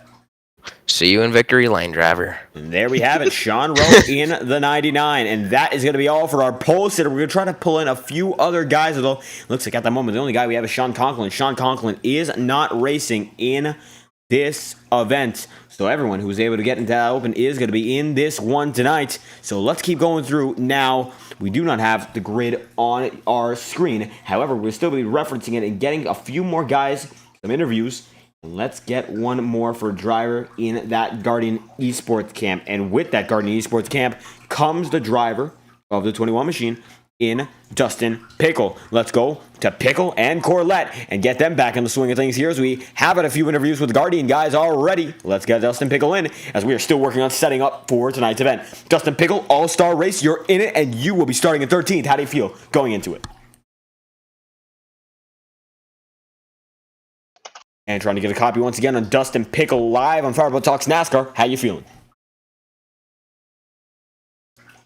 It looks like not getting a copy there on the 21 machine in a Pickle, and we are going to get him down and out of this one and putting him back into the voice chat. We will try to get him there. Guardian Esports is a private voice chat. Unfortunately, I can't get him back in. And Sean Conklin is indeed on the list to race, even though he was not in that open. And that's an apology on our end. Sean Conklin, you're in this one. So how do you feel? According to timing and scoring, you weren't in the open, but now you're here. How do you feel going into this race? Well, I had the stream in my background, right? Because I'm making a paint right now. I'm just trying to get one ready for the race. And then when you guys were pulling the pole sitter, I heard Sean, right? And then I got excited. You got me all excited, and then I hear Rowe. And then I got really sad. And now I'm in 14th. So, no, I'm not very confident about tonight. But though you're not starting first, I mean, it's 169 laps, so a lot of time to get this one done. And I mean, you're working on the paint scheme, 30 minutes of practice you will have, so a lot of time to get ready here, so you still got a chance. How do you feel with that knowledge? Hopefully they wreck around me and not in front of me, because it is hard to avoid wrecks at North Wilkesboro, so I'm scared. And absolutely, we've seen a lot of that. And surely you had the stream open, so you were watching, or maybe you might have heard and watched the open there. So seeing a lot of incidents. And how do you feel? A lot of drivers here coming in, a few debutants either way. And it looks like the race might just be shortened a bit. We'll see whether or not that is the case, according to Bryce Hamrick. And of course, Bryce Hamrick is involved with the Garden Esports guys. So we'll see whether or not it's the case. We'll ask after this interview. Nonetheless, a lot of time to get this victory. Sean Conklin, how do you feel about that? The amount of laps is fine, no matter if it's shortened or not. I just need to get through the field, which hopefully is easier than I think. And absolutely hoping to have that happen. Any final thoughts before we leave this one off? Starting 14th, looking to make it all the way up. I just have one more thing, David. Are we doing this again? No. All right. How was your day, David? My day was good, and it's better to have you along here. 14th position, Sean Rowe, he's starting, and he's looking to finish this one off strong. Hope to see you back once again. Thank you for your time. Bye! And there we have it, Sean Conklin. Always has something to say to me. So we'll get him out of the way here, and now let's get on to Caleb Morrissey back in the voice chat. Now we saw him in the open, and he is in the All-Star race, starting 6th tonight for the number 6 machine. How do you feel going into it? Not a bad number to start with, that's for sure. I like seeing that 6th spot, so I feel pretty good about it. We'll see how the pace goes. And absolutely 6th of 16, and a lot of guys here in that top 10 are drivers you have experience with so far, and a few of these guys might not show up as well, so it might be a little bit shortened. We will see whether or not these guys are able to make it, but nonetheless, a 16-car field. You got experience with a good majority of them, and of course, the best of the best, the guys already locked in. You're now going to have to experience. So how is it fighting with those guys on time? Because certainly, it's going to be another level fighting with the All-Stars here in your first start. Yeah, I'm looking forward to the challenge. I think it's going to be an interesting race. It's going to be really interesting to see what line plays out for us. So I'm hoping the top line, but that bottom line seems wicked fast. So I don't know. It all depends on what little adjustments every driver has inside of their car going into it. And absolutely every adjustment appears to matter here, and very minute adjustments, as this is a fixed session.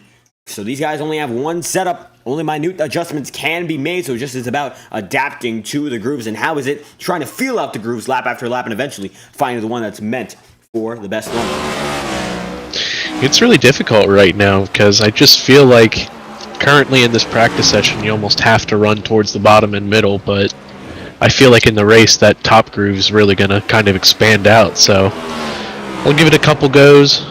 I should probably change the tires soon, go back out, test more lines, but I'm looking forward to the challenge here tonight and really looking forward to some different competition that I've gone up against before and some I haven't. So it's going to be really interesting to see how this plays out. Absolutely unique scenario coming over from totally different league, the Highline Racing League, the Next Gens there. They went to North Wilkesboro, so a lot of these guys, actually all of them, you're not familiar with. Any final thoughts before we get to the practice here and see what these guys are up to? Nope, I can't stress enough though. Looking forward to the challenge, so let's see what we got. Absolutely, starting 6th tonight, the driver of the 6 machine, and Caleb Morrissey, thank you for your time. Yeah, for the driver of the 6, they're going to try to get another guy in, and we are going to try to get in Cabe McClenny, as we see him on your screen right now, and he's got a lot of pace, and he's looking to get this one done. And McClenny starting 12th tonight. How do you feel going into it? Pretty all right. Learned a little bit in the open, so that's kind of the biggest deal. Was hoping to learn as much as I could during it, and like we learned a little bit. So I think I showed my hands a little bit too much, or showed my cars a little bit too much on the high side. I think everybody saw it and started running it. So that's kind of bad, but we'll see if I can get back up to the front and win this deal. Absolutely, you've been developing pace lap after lap, and a lot of guys learning from that, and looks like as they learn, you're going to have to learn to become even faster. You're currently top of the charts here. 21 minutes left in practice before we get this one started, so still a lot of time before the race begins. And either way, you still seem to be one of the fastest in this one. So as you go on, how is it trying to push to the limit here, as you're only a few tenths off the best lap in the open so far? Yeah, and I think it's just going to be race it smart, just try to stay out of the trouble. And you got to be there at the end. So there's just got to get through the field to be able to win it, and starting pretty far back. So we'll see kind of what lane. I think I'm just going to be ducking and diving and whatever lane they're not in, I'm going to be in. So that's kind of my strategy, I guess. But we'll see what I'm able to do with it right now, I guess. We'll see. Absolutely. The 05 machine, Caleb McClenny. Any final thoughts before we leave this one off? No, we're going to have some fun. Want to thank my buddy Doug. I think he's going to spot for me. And actually, that lap time wasn't too bad. So we'll see how I stack up. Excited. And only got to run one race so far, but excited to run the league race. And just looking for some funner tracks, but looking forward to running it. Absolutely. Just set the new fastest lap in practice, 18.479 for Caleb McClenny. And he was on an interview while he was doing it. How about it? Thank you for your time. Yes, sir. And there we have it for the 05 machine. We're going to drag another guy in here. How about the 9 machine of Andrew Cootie? Now, he is an admin here tonight, but he's also a driver. Let's get his thoughts here because Cootie is starting in the 7th machine, or rather the 7th place machinery. So, with all that said and done, 20 minutes before the race begins, how do you feel going into it? Good. I kind of did a dumb. If you give me one moment while I'm doing this. So here's the thing. I may or may not have forgotten a driver. This is the first time I've done this. I may or may not have forgotten a driver for the race. Ross is supposed to be racing as well, and I forgot to add him. So we're gonna back out. And I'm only going to put it on for 15 minutes for the practice because we're already at 20 minutes in. Yeah, so I may or may not have done a dumb and created a session without one of my drivers. I apologize. But yeah, I'm doing that right now. But I feel good. I have not done much practice here, and this is kind of a throwaway race for me, but I'm looking forward to it, and yeah. I feel like an idiot right now. I'm not gonna lie. All right, well, we get that one straight now. It looks like one driver entirely forgotten, but when we get that one, it's going to be, I believe by that point, a total of 17 drivers, so it's going to be an odd number there. And when we get that straightened out, 15 minutes before we get the race started, and the same race distance, because we're hearing rumblings about this one might be shortened. It will not. As far as I know, it will not be shortened. It will be the same length. If anything, we just won't throw the yellows for the two. Still, I think there's one stage at lap 69. Nice. There we have it, Andrew Cootie, driver and admin here, and it looks like we're going to have a new session put up in just a moment's time. Thank you for your time, and it looks like a few of these guys are both drivers and viewers, so they might be able to get the news from here. Thank you once again. Yeah, of course. There we have it, Andrew Cootie in the number 9 machine. Now let's get on to an interview that I think would even make more sense. Now Ross Corlett in the number 21 machine. It looks like he just got entirely forgotten there, and we are going to talk to him because he is the reason that we in fact have a new session being put up. Ross Corlett, you're not in the session right now, and it looks like you'll still be in the All-Star race, but not even mentioned beforehand. So you're going to be in the show, but how does that feel? Because it looks like the whole thing's going to be reset just for you. First off, I got a question. Everybody hear me, right? Hold on, just got to get a copy there. It looks like you're peeking your mic there. I got you. I have to change the mic, so I have to change it back. But yeah, that's interesting. This has been an interesting night, man. I'll say that. I feel like we could have done a little bit better, like making sure like everyone has a set plan. But this is an all-star race. We're gonna have fun no matter what. I don't know what happened there. It was just, I guess, since I got quote-unquote disqualified, they didn't let me get in there, so yeah. How about that? Looks like the disqualification. I just might have seen you on the entry table and thought you did something else, and there we have it, and a mic failure for not one machine. Tonight's going to be going real different for you there, but nonetheless, you're still here to compete, and we'll get the show on in about 15 minutes' time. How do you feel going into the race? I don't know. I mean, we're gonna have some good guys in there. Thurston, all your big names that we've had, Molina, Thurston. I mean, they're always gonna be really fast. I mean, Cootie's always really good. Just it's really gonna be about maintaining track position and just being in the right place at the right time and just staying out of trouble.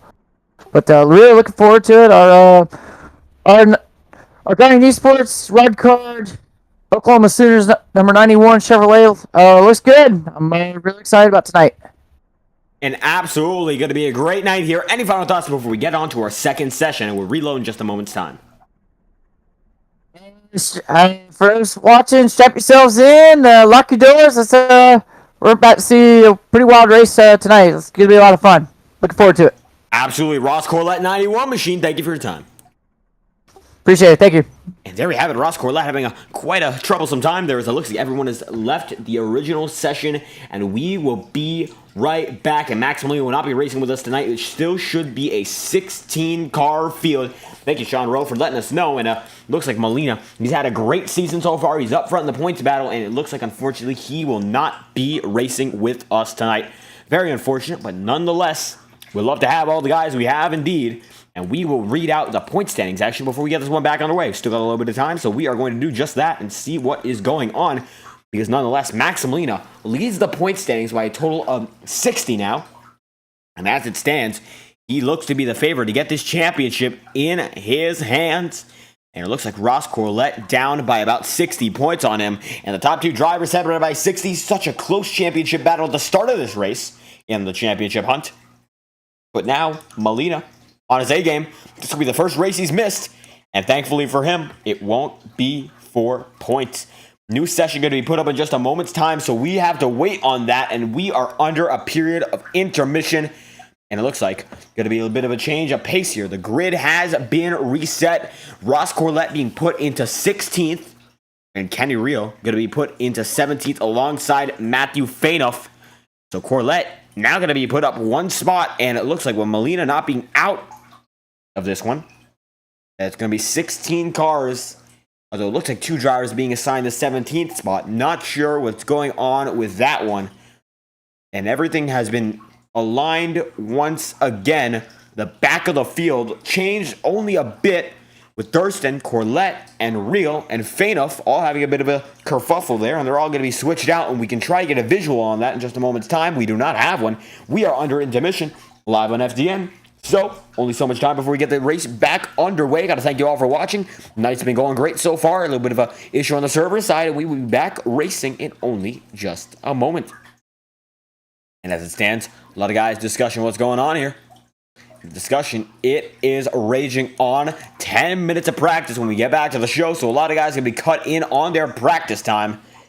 And this practice session will be put up, and it looks like it already is up. And only so much time before it is able to be registered upon.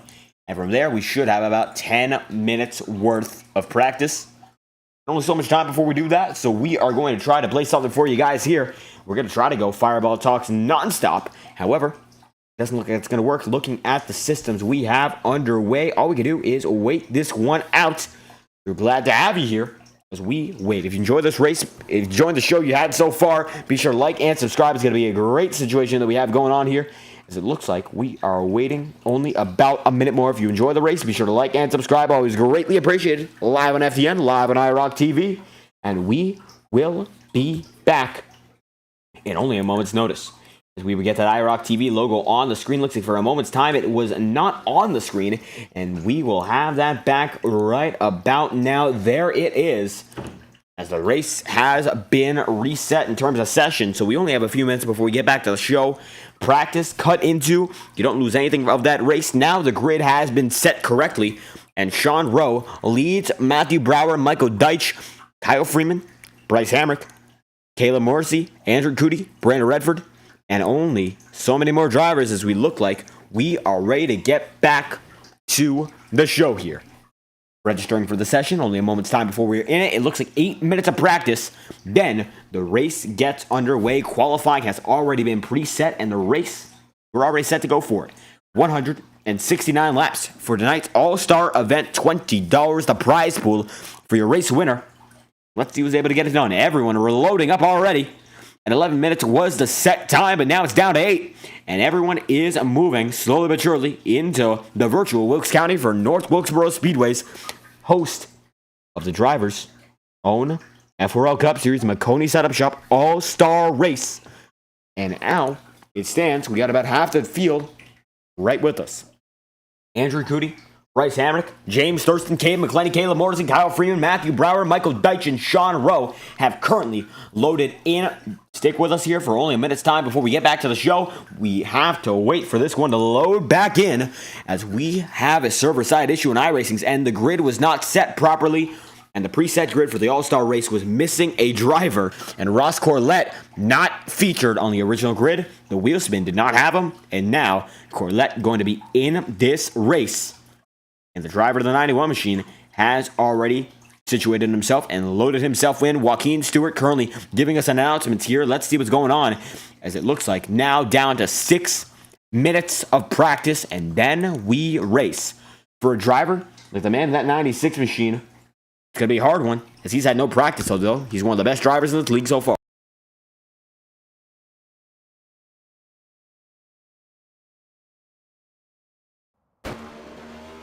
And everything's been loaded in here. North Wilkesboro, the virtual Wilkes County, it is coming alive once again, and we will have it back on your screens. There we go.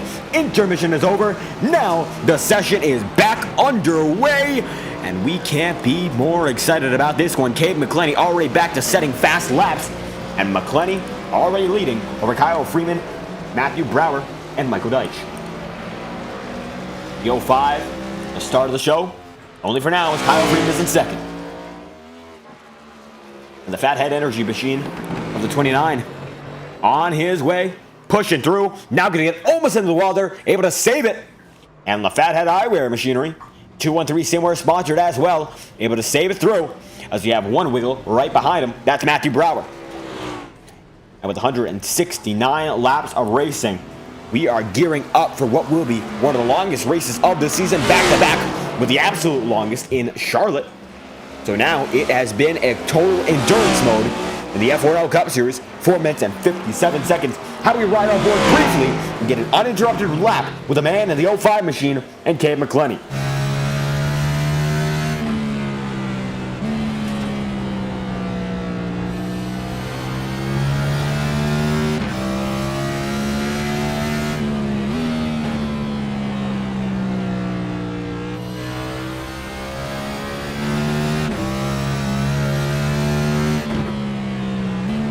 Going down to the inside line on Michael Deitch now.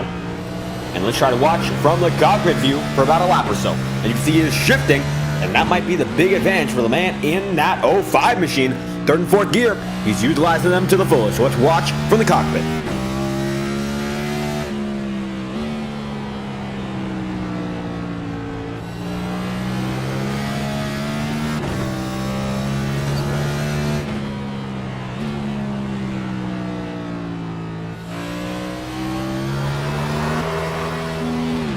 And McClenny gonna have quite the issue there. And the 05 machine gonna tear it apart for only a moment. And now back on his way. On pit road, already revving it up once more. Cade McClenny, Matthew Brower, Sean Rowe in the 99 machine, and a multitude of drivers as it stands, a total of about 15 odd guys with 3 minutes and 30 seconds remaining here in practice. Cade McClenny leads them. James Thurston, no practice, up to third. And Thurston on the move. Cuddles in chat saying hi, welcome to the show here. And it is going to get more and more intense as we are getting ready for the main event, 169 laps. And the score will be settled. And one of these drivers is going to be able to come out on top. Down to the inside line, James Thurston's going to go with the Waffle House 96, and he is going to take it down and around. Majority of the field there, going to be able to get right by him as Caleb Morrissey out on his first lap. And Morrissey has a lot of competition here. We saw him way up front in the open on debut. He's competing with the best of them. Now he's 7th on the charts, about a half a second off of your practice leader. And with the qualifying grid already set, practice will be over, and we will go from there. Uninterrupted experience here as Caleb Morrissey and the remainder of the field looking to get this one done and done. Practice will lead into the race straight up. No ifs, ands, or buts about it. The 6 machine holding on right now quite nicely, pulling away from the remainder of the field, including Ross Corlett and Michael Deitch right behind him. And reloading to try to see if Cade McClenny's number glitch would go away. It looks like McClenny has that number messed up just a bit. Matthew Brower, similar situation. And James Thurston in the 96, gonna go way up the track. at every one of these drivers getting ready for what's in store.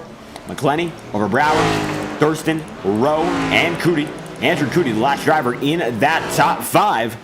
And the remainder of the field is going to be right behind him. A total of 10 drivers on timing and scoring so far.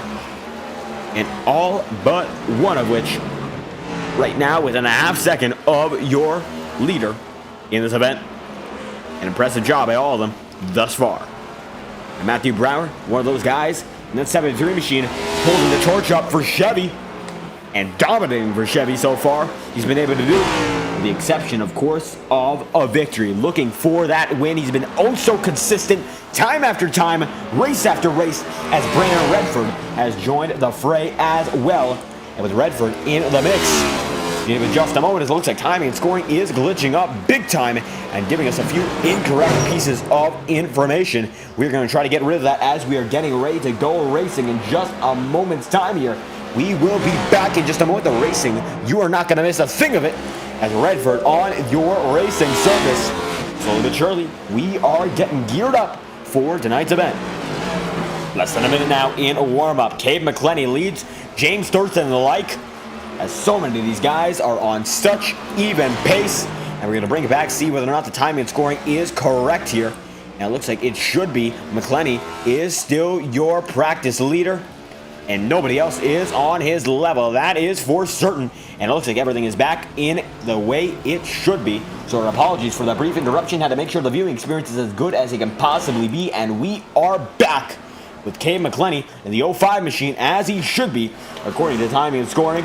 And everything messed up only briefly. And now we are ready to put things to rest and see who's the fastest man here in Wilkes County.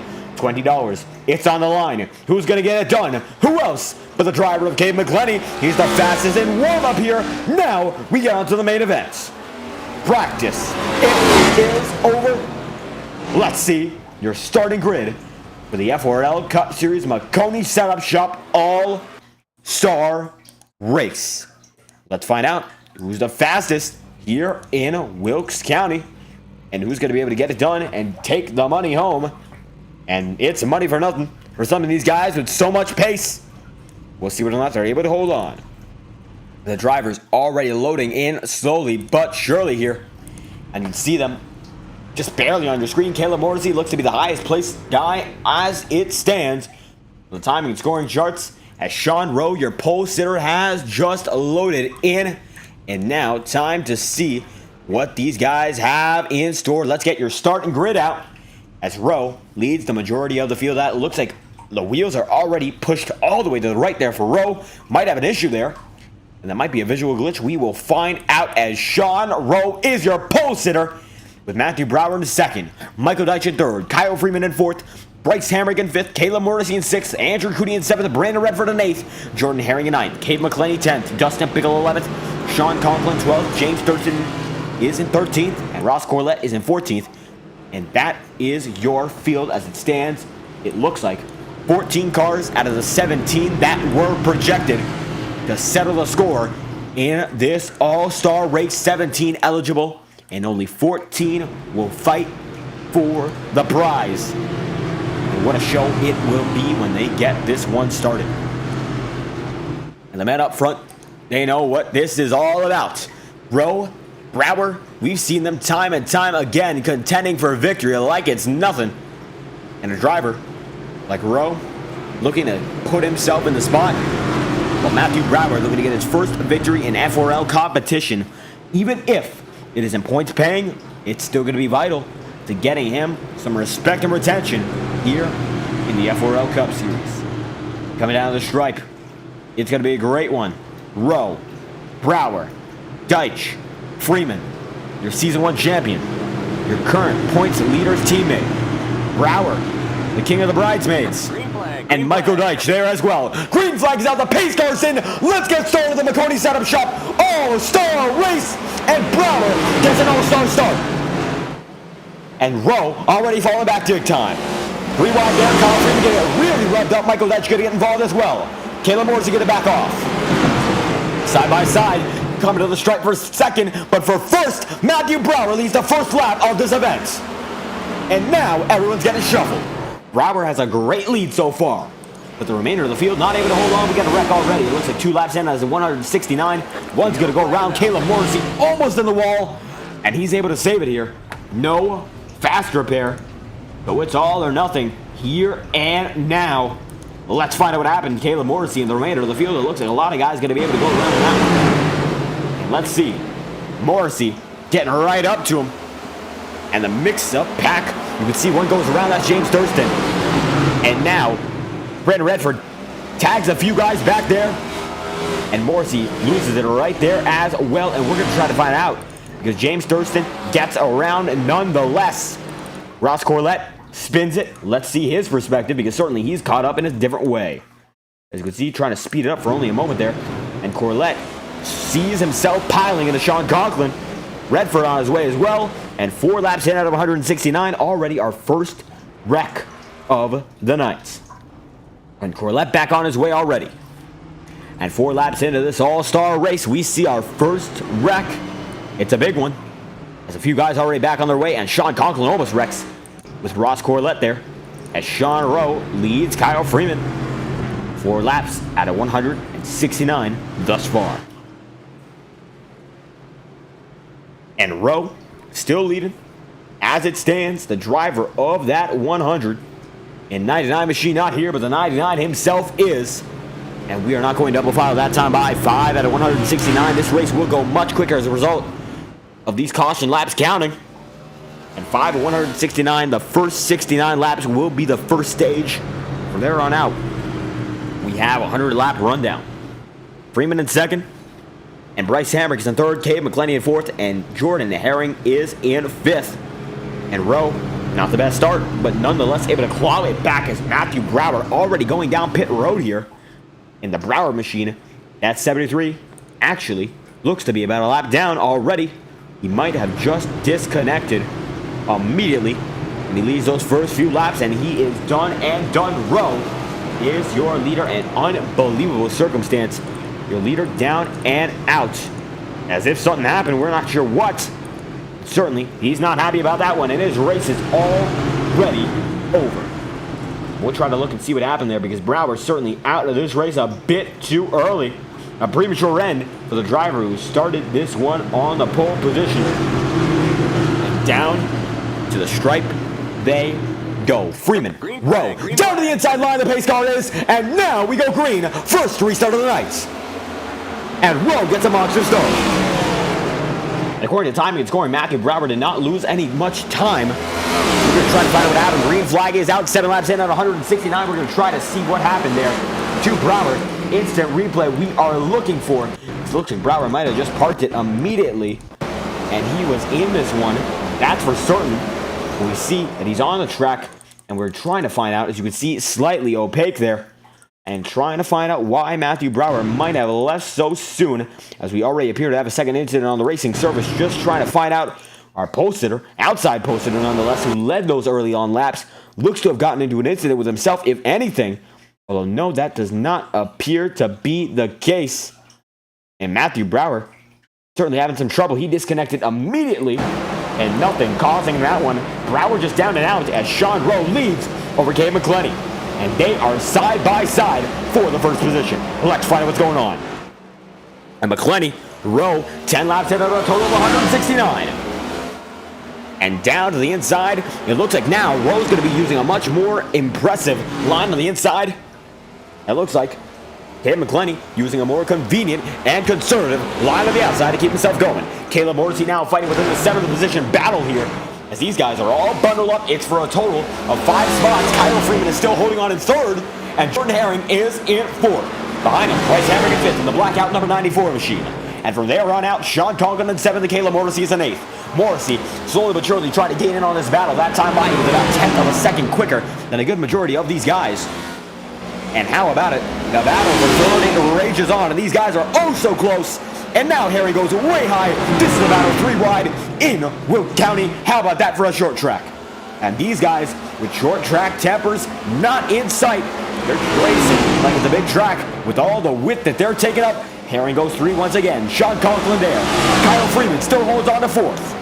And with James Thurston checking out in 3rd, Sean Conklin is in 5th.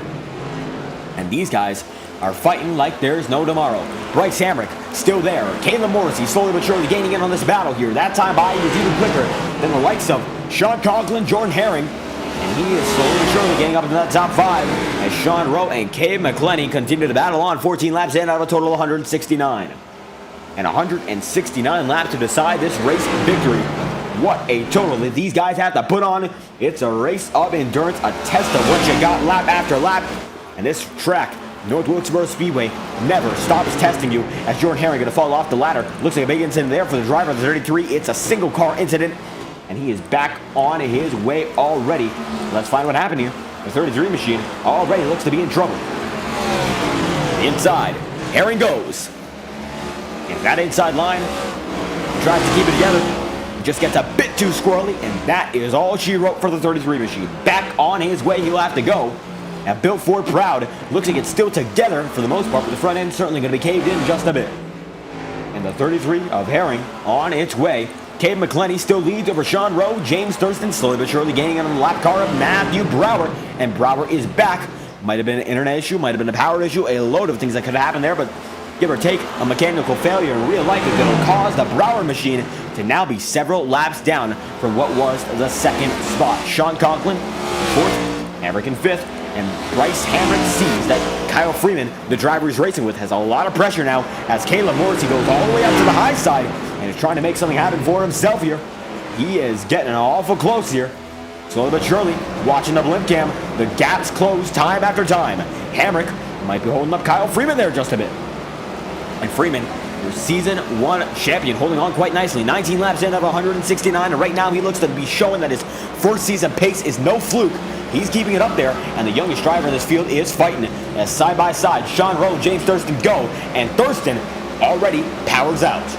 And how about that? The Waffle House 96 destined to get this victory at this pace. But Matthew Brower holding both the 96 and 99 back. Morrissey still fighting with Kyle Freeman. In the back of that view, you can see Michael Deitch following Jordan Herring, Dustin Pickle there as well. And Thurston is in a second by a clear margin now. And he is rolling. The driver of the 96 machine is indeed. They come across the front stretch, the start-finish line once more. Caleb Morrissey now within the 10th of a second of Kyle Freeman. Freeman's going to have to defend big time. Back on to the inside line, and Morrissey's going to be able to get it that time by. And now Caleb Morrissey is in the spot to be. And he's up to 6th. Getting slowly but surely closer to that top 5. Kyle Freeman tries to hold on, but he's going to be in the blind spot of this camera. And you can see Freeman not able to hold it. And Freeman holding on for only so long. He's going to have to think about it from here on out as Morrissey has the pace to now catch up to Bryce Hamrick. Cade McClenny leading over the remainder of the field, and everyone's going to tap out on our end. Not sure what happened there. Tried to get a connection there from Cade McClenny. And the stream is still going strong. iRacing might have just tapped out on us. Not sure what's going on here. And iRacing has given us quite a bit of an issue. Stream still going strong, we can tell. However, we're going to have to take a quick intermission and find out what's going on. Everyone's still going. And iRacing had a big issue there. And iRacing servers having a load of issues as of recent outages, while minor, seem to affect us time after time. And there we have it. Back to the show. And Cade McClenny leads over James Thurston, Sean Rowe, Sean Conklin, and Bryce Hamrick is getting chased down by Caleb Morrissey. Andrew Cootie now trying to get by on Kyle Freeman. And Cootie, multiple laps down, 26 laps in out of a total of 169. These laps are getting whittled down time after time like it's nothing. And these guys, such as Caleb Morrissey, used to long races in the 200 lap range. But Wilkes County, it's a different animal. Very, very unique shape. You think Darlington's unique. Wilkes County, it ain't similar. Time after time, every corner is different. And you've got to manage that no matter what. Now, it looks like Michael Deitch is going to try to hold on here as Deitch watches the lap cars battle right in front of him. Dustin Pickle goes down the inside on him. That is for 8th. Bryce Hamrick is in 5th, and Andrew Cootie is chasing down both Caleb Morrissey and Bryce Hamrick. And Cootie in the number 24 machine for this event. Looks to be in a different paint scheme than the usual number 9. And down to the inside once more. He's going to try to make it happen. He has newer tires than the remainder of the field, so that is a big advantage as he almost gets crossed up by his teammate. And now both of them gonna have to run on the high line as Andrew Cootie not helping them at all. Jordan Herring there as well, and Cootie now holding up both his teammate and Caleb Morrissey at the same time. Jordan Herring there as well. And now, with both of them tagging along, it's the 94 and 6 having to fight for 5th as though nothing had happened. Herring down the inside line as these two are fighting for a position. And that position is 13th. Kyle Freeman going to fall right behind Dustin Pickle. He's still holding on strong, though. And Caleb Morrissey around. Big time incident. Bryce Hamrick and Caleb Morrissey make big contact, and the yellow is out. And not sure how detrimental this will be, but Morrissey definitely involved in. Bryce Hamrick might have just gotten hit again. And that was a close call. We're going to try to roll it back just a second, because that could have gotten much worse. He rolled right up on the track. And you don't see it like that often. Wow. And that could have been much, much worse as Caleb Morrissey still holding on. And let's find out what happened. Get that instant replay on the matter. Looks like Morrissey is still going. Might have gotten lucky and gotten out of the wall. You can see him and Hamrick was still battling. And Morrissey rolls it up to the high side, getting a run there on Caleb Morrissey. Bryce Hamrick was, but now it's been turned over. And now Hamrick trying to defend as Morrissey goes up. No, Hamrick's going to get right into him. And right around Caleb Morrissey goes. The front end loose for Bryce Hamrick. And Morrissey is simply the victim. And down and around, not a lot of front end damage being shown. Certainly going to be bigger than what we see. With no faster bear, Morrissey still trying to hold on. Damage might not be too detrimental, not seeming off of the pace. He's now one lap down. Caleb McClenny on his way. Thurston in second. Sean Roan third. Sean Conklin is in fourth. And Dustin Pickles in fifth. With Kyle Freeman in the 29 machine in the sixth now. Michael Deitch in seventh. And Brandon Redford is in eighth with Cave McClenny leading by a second and a half over James Thurston. And now, it looks like Morrissey coming down pit road still has that old set of tires, but he's not far off the pace despite the damage. And it looks like he gets off with the short end of the stick. And though that is the case, the damage not seeming to be all too detrimental. And 37 laps in out of a total of 169, we are getting slowly but surely to the point where it appears we will get back to the show. Only a few moments time and get that second stage underway. 100 lap dash, we're getting closer to it. As McClenny goes way high on Brandon Redford. And Redford now going to have to think about it. He is the last car on the lead lap. He's in the 8th position, putting on a good show. But now it looks like McClenny is absolutely dominant. And having that ability to just run away from the pack is what he's able to do. And it looks like Brandon Redford just not able to hold on. Now he is down into 8th. Kyle Freeman is in 7th right now. Michael Deitch is in 6th. And Dustin Pickle is in 5th. Sean Rowan 4th. Sean Conklin in 3rd. And James Thurston in 2nd. With Cave McClenny, of course, your leader. And these guys are all spread out. The next man to be lapped is going to be the Kyle Freeman machine. And Michael Deitch, unbelievably, there as well. So now it will be about 5 drivers on the lead lap. And McClenny is putting on a tail. Michael Deitch, 57, up to the high side here. Dustin Pickle in 5th. Sean Rowe is in 4th. And Cave McClenny is coming up on him there, now within a front stretch. And McClenny now has the ability to lock everyone outside of the top 5. And he's on his way to put his conquest into the final few drivers. And the next up, it's going to be Sean Rowe. Battle for 6 now. This is Michael Deitch and Brandon Redford. You can see Deitch able to get him in that lap car. Well, both of them are lap cars using the lead lap car as a pickoff. And Deitch able to get the run off. Now he's up to 6th. And the Redford machine is in 7th. Kyle Freeman in 8th. And the majority of the field now at least 1 lap down. Bryce Hamrick is. Caleb Morrissey there as well. And he's in front of Hamrick now. It looks like one of the wall. That's going to be a big pound for Brandon Redford. Huge one, as a matter of fact. Now we have the yellow out. 43-169. A big incident for Brandon Redford. Let's find out what happened. And it looks like this one going to cost him quite a lot of time and a lot of damage. He might be done and done.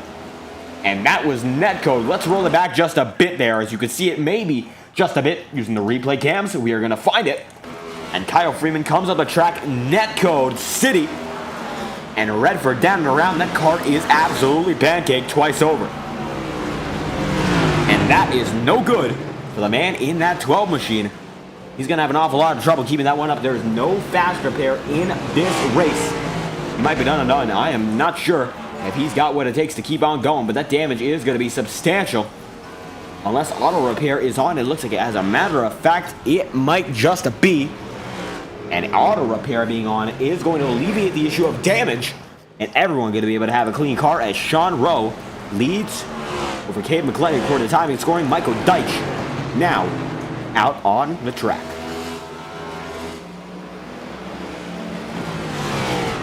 And Rowe might just be the first man out right behind James Thurston, and Cade McClellan beats out Thurston. And now Thurston has the opportunity to be on that front row for the first time tonight. 45 laps in at 169. A quarter of the way through already, and this race has been moving. The main event has been much faster than the open, and it's evident as we got one riding the high side there, and that is Brandon Redford trying to get his lap back.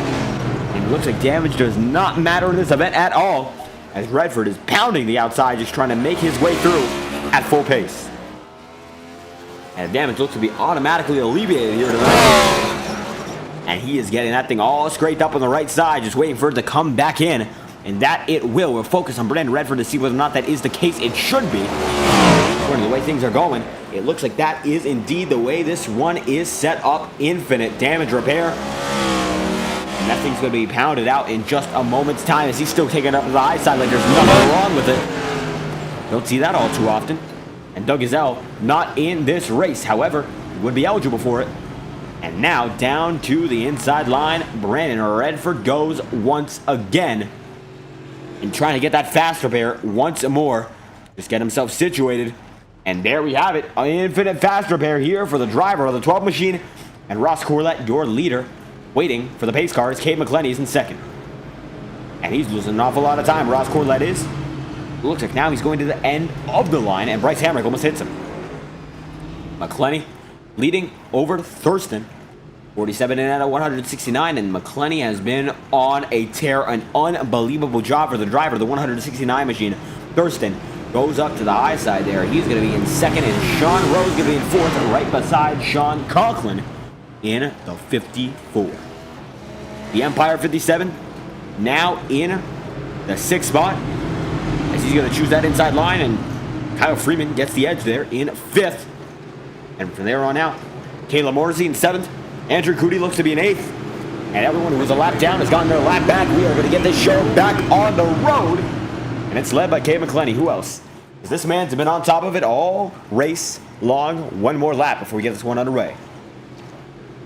Now the caution, slightly extended. 48 in out of a total of 169. One's going to go way up in the wallet. Matthew Brower getting laps back. And it looks like these guys might just be waiting for Brower to get himself back on the lead lap, as it stands only about a lap out as he rolls through the high side. Just trying to get it as fast as he can. 49 out of 169, and he is moving.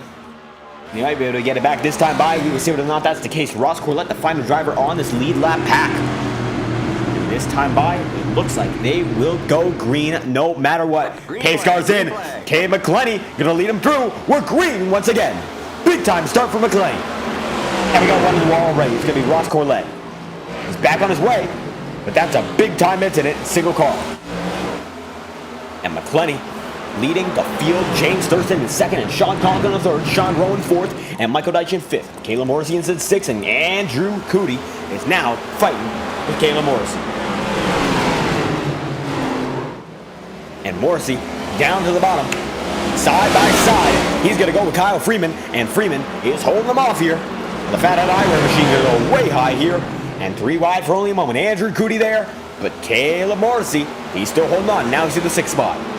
Andrew Cootie in sixth, Michael Deitch in fifth, and Michael Deitch having an unprecedented night, the fastest I've seen him.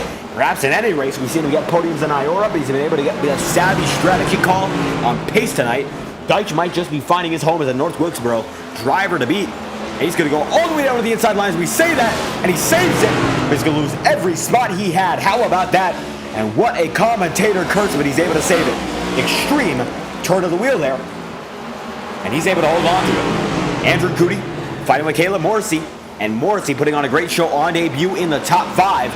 He gets it a bit squirrely himself, but goes down the inside line, hugging that apron, as Cootie using a bit more distance to get more momentum. And Caleb Morrissey still trying to hold on. Sean Rowe, 4th position. Sean Conklin right there as Rowe's going to get a big drift in. And Cabe McClenny is on it tonight. But don't count out James Thurston with 0.2 of a second, the gap between the top 2 drivers. Thurston, it's still his game. And watching the 96 machine. As the yellow flag is out, let's find out what happened. And Thurston in second now as the yellow comes out, lap 56 of 169. The next flag should be your stage break. Dustin Pickle, Brandon Redford, and Bryce Hammer get involved.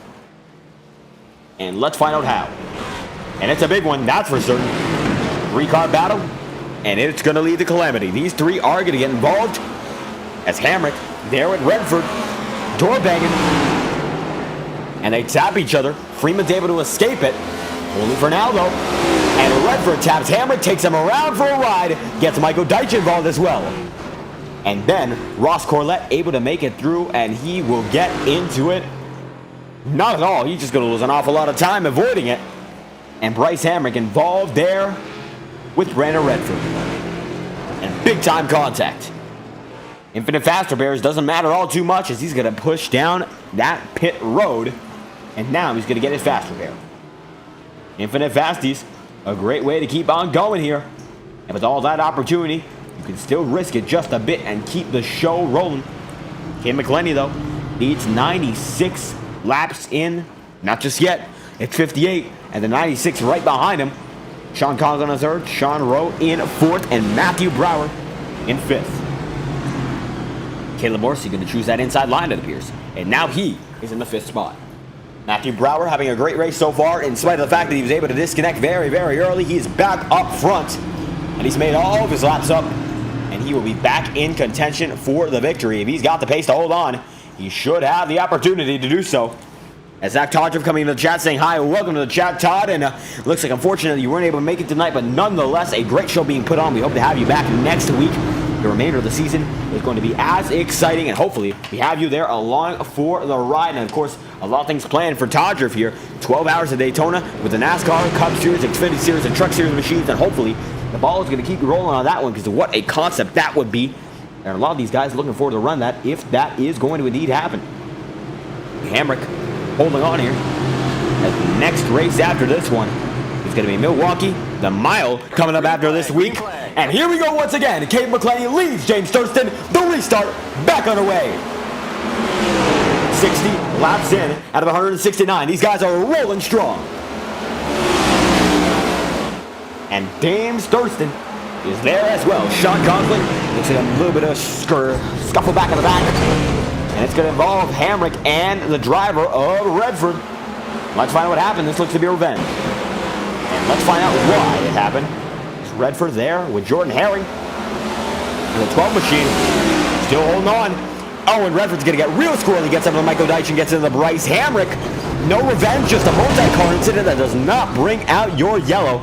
And Todrick, we're as excited about it as you are. This race has been great, and the plans for the future, they're going to be as exciting as these have been as well. An IORA winner, looking for that FORL first win. Talladega coming up in the season. Who knows what the Todd can do. Thank you for stopping by. Cabe McClenny leads. James Thurston in 2nd, and Sean Conklin is in 3rd. Sean Rowe in 4th. Caleb Morrissey's in 5th. And Andrew Cootie is in 6th. Kyle Freeman in 7th. Jordan Herring in 8th. Michael Deitch is in 9th. And Bryce Hamrick is still in 10th. And he's not even a lap down. The caution is out. We've already gotten your instant replay. McClenny leading still, 63 in out of a total of 169. So much time, so many opportunities, and 64 in. This could end up being an extended stage break that we will see. Dustin Pickle already getting by to get his lap back, and we will only have fewer than 100 laps to go in just a moment's notice. And a lot of these guys are soaring on the outside line to get those laps back. No care about the realism, of course, and iRacing prides itself on being an incredibly realistic simulator, but sometimes you have the opportunity to go a little arcade mode with it, and iRacing provides that with the Fast Repair, an immediate solution to all of your damaged problems. And when you have it, You can't go back. Sometimes these guys rely on it a little too much. Infinite fast repairs here, so they can rely on it as much as they want. And Dustin Pickle, knowing this, will be... Oh, no! Conklin goes around. Kyle Freeman goes around. Big wreck under yellow. And we're not sure why. Jordan Herring involved as well. And we have a big one under the yellow. Unbelievable. And now Conklin, one of the drivers involved, let's find out why. And he was not even a lap car there. He might have just gotten sent in by a lapper. And he's right there with James Thurston. And the incident happening just a moment after, Sean Rowe makes contact with Conklin. And Rowe gonna move him. And Conklin trying to get back up. And he's gonna get tapped into the wall immediately as Dustin Pickle gets involved. Andrew Cootie almost gets involved. Kyle Freeman gets sent around. And Jordan Herring as well. And a lot of drivers caught up in that one. And what a situation to be caught up in indeed. That's going to lose a lot of guys, a lot of positions. As we send it back to live feed. 66 in out of 169. We will go back to green for a few lap sprint here. To see who wins the first stage of the night. And then we get to the final 100 lap dash. It's McClenny, Thurston, Morrissey, and Andrew Cootie. Your fastest of 4. The pace car. The lights are off. The switch will be flipped. We'll get back to the racing. Looks like Thurston gonna have a bit of a blink out there. And we go nonetheless. The iRacing pace car's in. Here we go again. Green flag is out. Let's finish off stage 1 in style. And Herring in the wall already. 60 out of 169 here. One more lap to do it before the stage is over. And McClenny still side by side with James Thurston. Big wreck in the back. We stay green. And while we stay green, it could be a yellow. Nothing so far. One more lap of the stage. And Morrissey holding on to third here. Cootie goes down the inside line. Not going to be able to make it happen. It's way too squirrely. Wrecks Andrew Cootie around. And that will not be a yellow just yet. No decision. Coming to the stripe. McClenny wins stage 1, and Thurston comes home right behind him, and I think that will end up being a yellow, if that's the way to decide it's going to be. Yellow flag is out. Cade McClenny comes home first in stage 1. And the winner of the first stage by a dominating margin. Moore's able to come home in third, and Thurston on his tail that whole run. But no driver quicker than the driver of the 05 machine. Cade McClenny dominates and wins stage 1, starting 12th, finishing the first stage in first, and now less than 100 laps to go. How does it feel going into the remainder of this one? Yeah, started pretty far back and kind of just worked my way up as quickly as I could, and I knew Thurston would be quick. James, he came through the field with me, and he's quick, so he's keeping the pressure on, but I think we'll be all right. Just got to try to hold him off, but other than that, we'll try to keep rolling through the field and stay up front as much as we can. Absolutely able to roll through the field here. Nobody on the levels. You guys are going to come side by side out of pit road. That's going to be a close call. We'll see who gets the better there. Yeah, you got it just barely. Yeah. And nonetheless, really close there. And Thurston gets the better by just about, according to timing and scoring, he had about a 4/10 of a second quicker stop, so he had to pull out all of the stops there to beat you out. And how about it? Still, you guys are going to be side by side coming to this restart. How do you feel about that? Yeah, it's going to be fun. I'm excited to battle him. We'll just keep the pressure on. I don't think he has the long run speed that I got from that first stage. I think he kind of got held up by lap cars, but yeah, we'll see what we're able to do with it at the end. Just want to thank Doug for spotting, and check out my YouTube channel, KO5. Absolutely, Cade McClenny dominating this one so far. Thank you for your time. Yes, sir. We have it. The 05 machine on a roll, and James Thurston behind him for the good majority of this race, but now he has the upper hand going into the second stage. Second, and you were following Cade McClenny all that time. Now you're out front. What are you going to do with that advantage? I don't know. I just hope they can keep the lead here. It just seems like it's not really the lead, but like these guys in front of me, hope they'll get by him quick enough because they're on old tires. But Yeah, it's just really hard to pass. The setup doesn't really like running anywhere but the bottom in 3 and 4, which makes it very, very hard to pass. So yeah, we're going back green right here, and yeah. Absolutely. Any final thoughts? No. That'll be it for James Thurston. Now at front, Kim Glenny right beside him. Thank you for your time. There we have it. James Thurston back underway. Brower and Morrissey gonna lead him through. Green flag is out on stage 2. 95 to go. And now Brower's got the pressure. Morrissey there as well. And way high, one's in the water, tagging each other. Big time. Morrissey gonna dispose of him. And now he's back on his way. And no yellow. Brian Redford's gonna go way around, and the yellow is gonna come out as a result. And that one began with Morrissey and the driver of the 73, Matthew Brower. You can see the pace car was drifting just a bit there.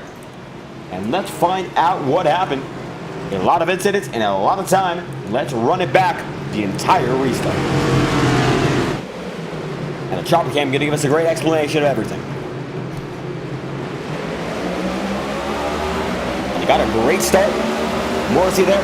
It's a much better entry for just a moment. And Brower gets shoved a few times. Nothing serious. He thinks he's clear. Checks himself over. And they grind each other into the wall there. Morrissey able to get through. Big time incident in the back. And that's where the incident goes. You can see a multitude of the guys getting involved. Brandon Redford and Bryce Hamrick. And you can see they got involved in a similar vein. You're about 3 wide, 2 rows deep. And that never works out here. As Deitch goes around. Rowe, Conklin. Wow, what a multitude of guys here. And everyone gets involved, leaving James Thurston out front.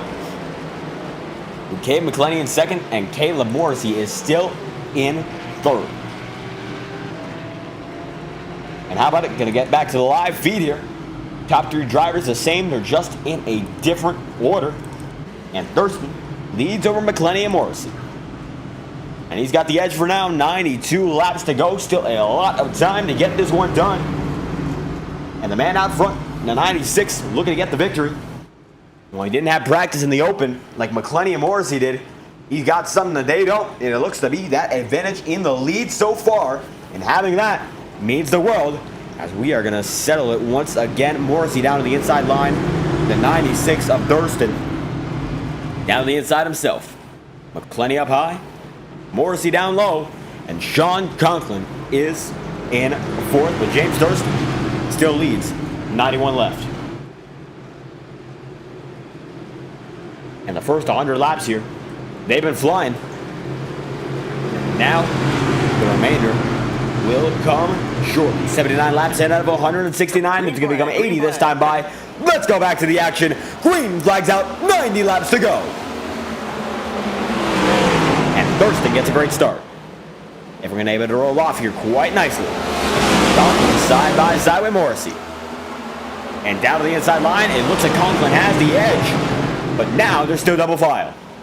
And Redford's going to go around right in front of the good majority of the field. Nobody's going to tap him.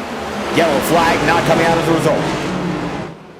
And Caleb Morrissey trying to keep that car together. He might actually have older tires, might have been only able to take one side. And that's going to come as a disadvantage as the time here goes on. McClenny already out in front. Conklin second. Thurston in third. And now one goes around. That's going to be Matthew Brower. And Brower not going to bring out the yellow himself. Looks like Morrissey going to go way high here. And he's going to have a bit of trouble holding on to it. Corlette's going to be able to pass him. Jordan Herring able to save it himself. And the battle for fifth is raging on in our older tires. Now we got one that's going to spin. That's going to be Ross Corlett. That's going to be a third driver spinning. Nothing so far. Herring, now with some competition down on the inside line. Rowe, now 3 wide there. Big time incident is going to almost happen there. And everyone's able to keep it clean. 3 wide becomes double file. Bring it up on the wall. And Cootie gets the better as Corlette's going to spin once again. And still no yellow, 86 laps to go. And up to the high side. The driver of the 05 machine will go this time by 86 laps to remain it. Or rather, the remainder, it is 86. As James Thurston and Sean Conklin are second and third, and honestly, it's a bit of a color swap for them. James Thurston usually has the red, white, and black, and Sean Conklin had the matte black for a few weeks, and now it looks like they're all swapped around. And nonetheless, they're still running second and third. Nothing's changed about their pace. 85 laps to go. Yellow flag is out. And Michael Deitch involved in this one. Let's find out what happened. Get that instant replay. See what caused it. These single car incidents are going to lead to it. But this is what ends up bringing out your yellow. And up to the high side. A few drivers go. Hamrick, one of them. Michael Deitch going to send it way in. Taps Bryce Hamrick. And Rowe hits both of them. And that brings out the yellow. And certainly, that warrants it. Multi-car incident, and the yellow flag is out. And a good majority of the field comes down pit road. Not this time. Morris, one of the drivers who does, however. And with 83 laps to go, it's now or never. For a few of these guys, Andrew Cootie going to go on the grass for just a bit there. Able to hold on to it. And Sean Conklin is currently in third, having a great run so far. And the driver of the 57 machine has been right behind Thurston all that run. How is it up front, and how is it going to be possible to maintain it? 83 laps to go. I don't know. I've been just trying to stay up here. I got wrecked a bunch earlier, and even wrecked under yellow. So, by the way, that wasn't intentional. Rowe just was having fun under yellow, and he wound up turning me. But we're back up here, so we're good. And I'm just gonna try to stay up here, and hopefully, one of these two make a mistake. And absolutely having the pace to keep up with James Thurston right now. Caden McClain pulled away that time by, but now it's all about strategy and keeping up with them. What's the move? Just following them and seeing what they do, or trying to choose something different as the race gets into its later stages? Yeah, probably just follow them, because that's really the only line to get around here, so that's about it. And this time by, looks like we're going to be able to go double file, so any final thoughts before we get this one underway? No, that's it. And we have the driver of the 54 machine, and Sean Conklin. Thank you for your time. Third position right now. Bye. And we have it for the 54 of Conklin. Jordan Herring up in fourth. Ross Corlett goes down the inside line trying to get his lap back. We might have an extended yellow as a result, as we made it more than past the halfway point. A great show being put on right now. Lap 89 of 169. And when we get back to the green, it will become lap number 90. The race far from over. Green flag is out once again. Cade McClenny leads over Cade McClenny's adversary in this race, and that's who else but James Thurston. And Conklin still holds on third. And Conklin watching the rearview mirror to show that Jordan Herring is fighting side by side with Andrew Cootie here. And as close as they are, they're able to keep it together. 3 wide for only a moment. Bryce Hamrick going to be not turned. Big time incident all the way in the back of the pack. Everyone's getting involved. Now we have a yellow flag out on the circuit, as there it is. Hamrick, Morrissey, and a multitude of drivers. Corlett barely gets out of it. And Kyle Freeman absolutely involved in that one, but I think Brandon Redford's the one that started the fire here. Let's find out what happened. And getting an instant replay on this one. And Redford taps Michael Deitch, sends him around, gets up to Caleb Morrissey, slams him. Bryce Hamrick involved, and Ross Corlett having to swerve through the traffic. And Bryce Hamrick moves up the circuit. Brandon Redford goes down, and Corlett's able to swipe right through. And with no limit on fast repairs, they're all good. But either way, not a good look for the driver of the number 12 and the number 57 getting involved there. Although, they'll still be good to go from here on out. And we're going to get back to the live feed once again. Cade McClenny is still leading. 93 in out of 169.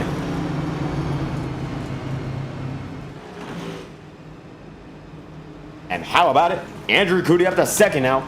A great run, a great short run there. And Bryce Hamrick saying he's been involved with 5 wrecks in a row. How about that? And nonetheless, the Hamrick machine still holding on, and everyone still has a chance as it stands. But nonetheless, slowly rolling. The 05, the 96, Conklin, and Andrew Cootie. Justin Pickle is in 5th as it stands. Timing and scoring might be a little bit messed up. Matthew Brower's in 6th. Rose 7th. Ross Corlett at 8th. Michael Deitch is in 9th. And Jordan Herring is in position number 10.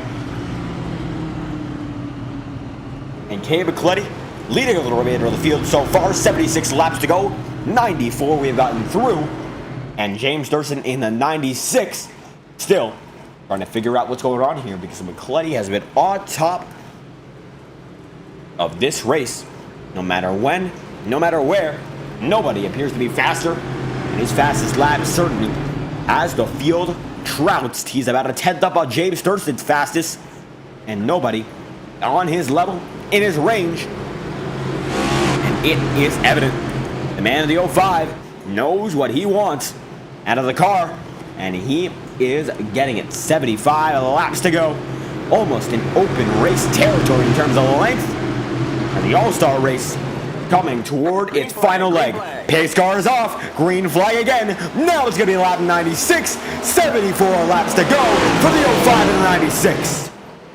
And the Waffle House 96 going up to the high side, trying to get a run there. Momentum, it will prevail for only a moment. Cade McClenny goes down to the inside line, able to make something happen there, maybe for just a second itself. And now Conklin goes side by side with James Thurston. Double file, Sean Rowe going to be able to make a big rotation. Able to save it. And no wreck coming out of that one. 4 wide, they're going to save it. And they're all holding on for now. No! Whoa! Redford around.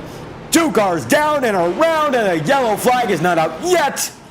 And it looks like it will not go out at all. And how about that? They go double file, then triple file, then 3 wide. Here, Wilkes County, let's get an instant replay. And you can see Rowe getting shuffled up. Caleb Morrissey gets by, Jordan Herring almost does. And Redford shoots the gap 4 wide, makes some contact. Makes contact with Rowe, gets himself involved, and Hamrick's able to get through. Howard Freeman as well. And how about it? That might just be 6 wrecks in a row. Jordan Herring goes around. Now, let's watch his instant replay because it's involved with Bryce Hamrick, and it could just become 7. As you can see, they make contact. Herring in the wall, and he almost comes down on Bryce Hamrick. And Jordan Herring pounds it into the inside wall. The yellow flag is out with 70 laps to go. We hit lap 100. With 70 to remain, and Herring gets back up on his way. But that one's going to sting. It's a 4 wide incident, able to make a lot of spots there, and he comes down pit road. Jordan Herring back down as Cade McClenny still leads this show. And Conklin is in second. Thurston's in third. And now, a few guys coming down pit road. Cade McClenny, not one of which. And this is an alternate strategy. We'll see whether or not it pays off here. It could end up paying off with 69 laps to go. Not a lot of time left in this race. And these laps have been flying. So it's all about getting your strategy right now. And if you take the risk on going early, you might just be able to make it happen later on. And that is what James Thurston hopes he can get out of his car. 9 likes on the stream so far. If you enjoyed the action, be sure to like and subscribe. Every like and subscription means the world. That's the reason we're able to support every one of these drivers week after week. Without your support, these guys can't be putting on such a great show live. And iRacing giving them an opportunity to as well. Use our iRacing referral code if you want to join the fun. It always helps out. We're always able to make just a bit back. And it always goes back into helping our racing product here live on FTN. The better we can get, it's all for the viewers. And we got to thank every one of you for being part of this one. So if you do enjoy it, be sure to like and subscribe. It is always greatly appreciated. Turn on the bell icon if you wish to make sure you know when every single stream is, or join our official Discord, which has announcements time after time whenever we go live or just a bit beforehand. And that's the best place to keep up with all the news and notifications, as well as keeping yourself up to date by joining the server links for every league that we broadcast, because those guys always a great bit of fun. 67 laps to go. We truly do hope you enjoyed tonight's presentation. And now, double file once again. 67 laps remain in the Maconi Setup Shop All-Star Race. $20 on the line. Who's going to be able to win it? This is the biggest prize pool of the season thus far. And the champion not decided. We're halfway through the year. And the All-Star, well, we'll find who it is. The best of the best. We'll see. Cade McClenny on his way again. Green flag is out here in Wilkes County. A great start for McClenny and a greater start for Sean Rose. Other Sean Conklin. And Conklin able to hold on as we got one in the back there that's going to go around. It's going to be Michael Deitch, single car incident. We are going to stay green as they are double file for the lead here. And Matthew Brower there with Caleb Morrissey. Let's watch on board with the Brown machine. And the 73 has a lot of pressure right behind him, a lot of pressure in front. Side by side, McClenny gets scrolled out. Now Conklin leads. And now Matthew Brower trying to put something down to the driver right in front of him. And Morrissey gets right up to his rear bumper to the 73 machines.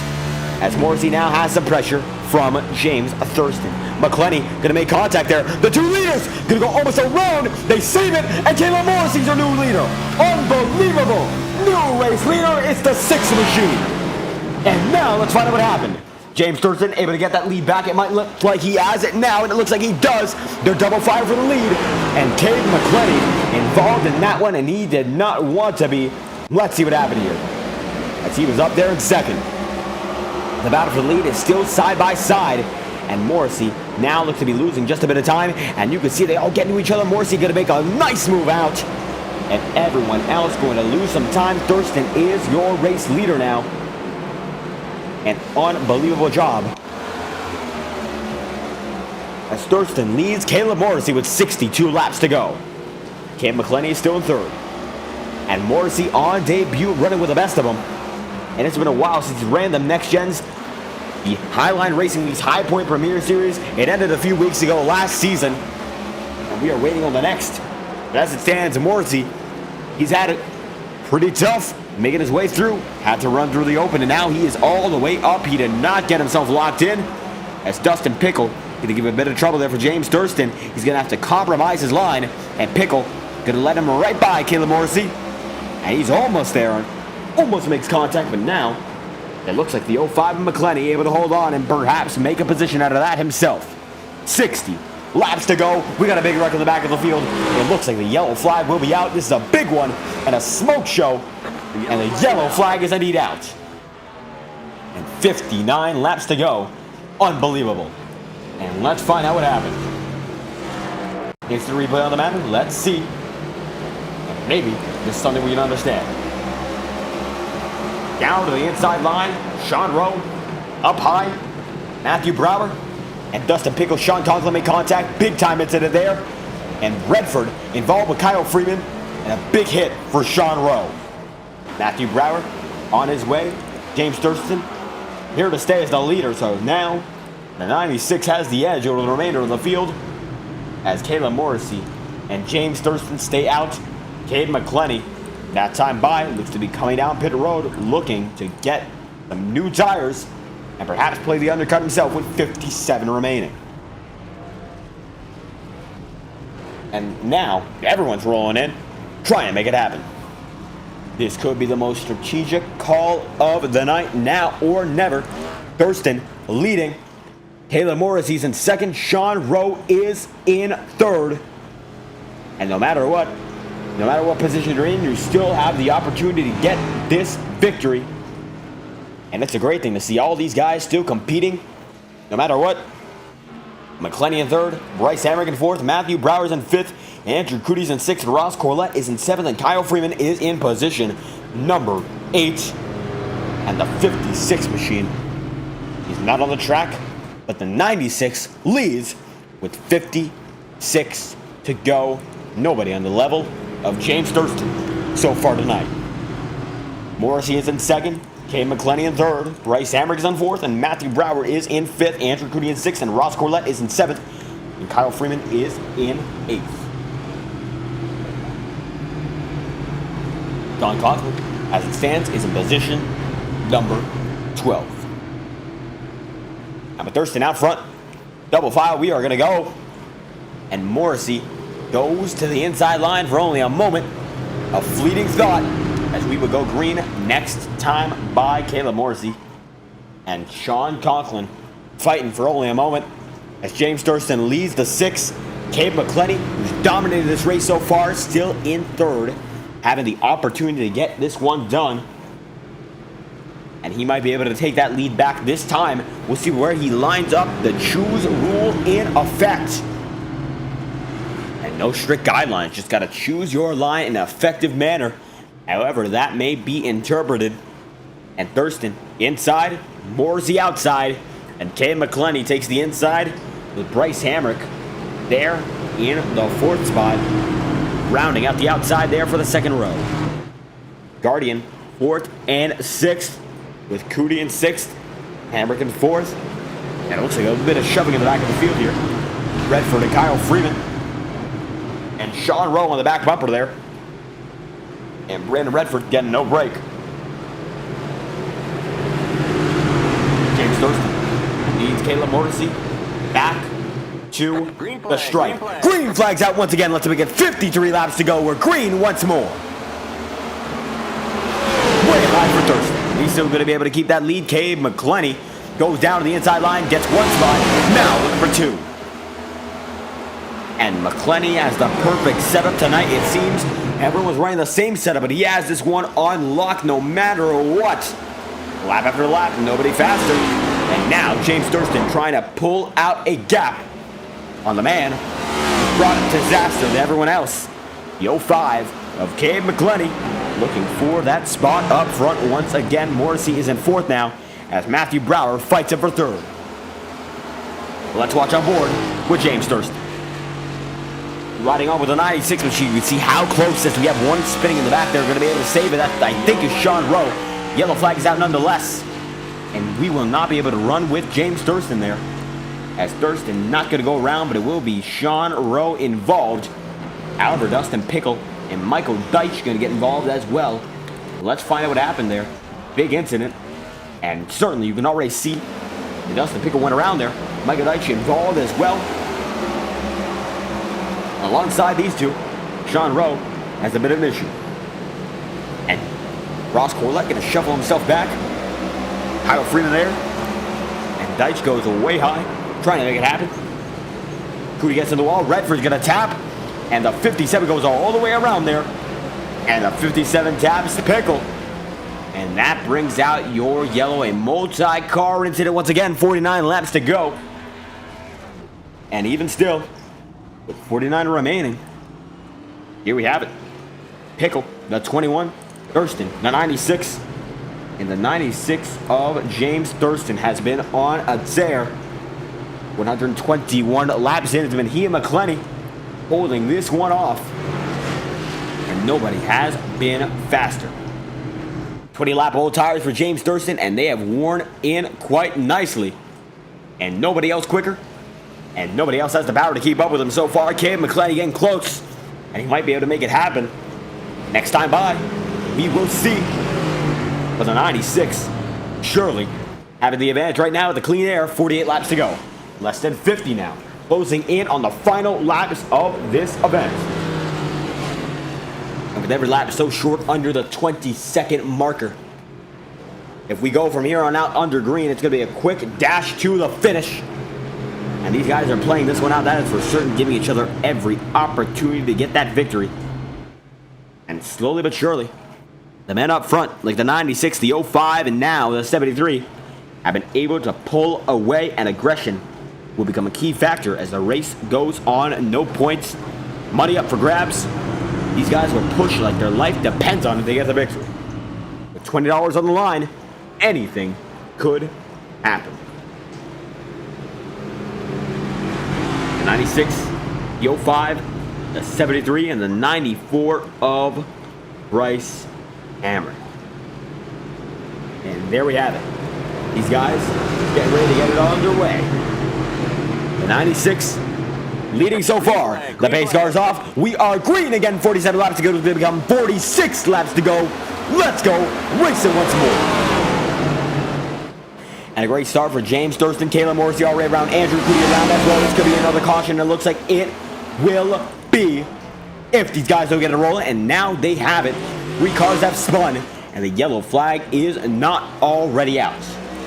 However, we'll get into the replay and find out what happened. 45 to go here. Let's see. Watching for the beginning of the replay. And the yellow flag is out. This is what caused it. And down to the inside, Morrissey gets involved with Andrew Cootie. Just a bit of a tap there. Conklin sends him around. And Pickle and Michael Deitch have their own incident. And Dustin Pickle goes all the way up the racing surface. Gets himself situated again. And the 14 All-Stars, yet another incident with 44 laps to go here. Cade McClenny now leading over James Thurston. And Thurston has lost his key advantage over the short restarts. That's holding McClenny off. Now it's going to be that much harder.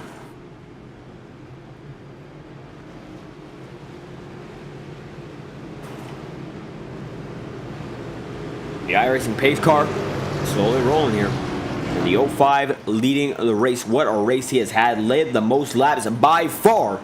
And James Thurston in second has been oh so close to him time after time. Fastest lap of this session. An 18.475. This race is dominated by the 05 machine. Nobody else on his level. In either way. With nobody else on it, he has been able to push to new heights. And with the iRacing service these guys are on, the FORL Cup Series, league they're in, the iRacing, of course, they're doing the Maconi Setup Shop All-Star Race. $20 in their hands if they get the victory. 42 laps to go. You know McClenny's fighting for it. And you know James Thurston is as well. They've been top two all race long. And they began in the 12th and 15th positions respectively. Hard charging to be the fastest man up there. Broward started in second. He is still in third. Very respectable. A great performance put on by him. 128 laps in. But either way, no driver having a more impressive race than Cabe McClenny in his second race in this series. His first at Chicagoland, almost won it. Second here. And James Thurston, a regular, not in the championship race, missed a few in the beginning of the season. But either way, we've seen him week after week fighting for the victory. And tonight, it is no different. 41 laps to go here in Wilkes County. The iRacing pace car and dive in once again.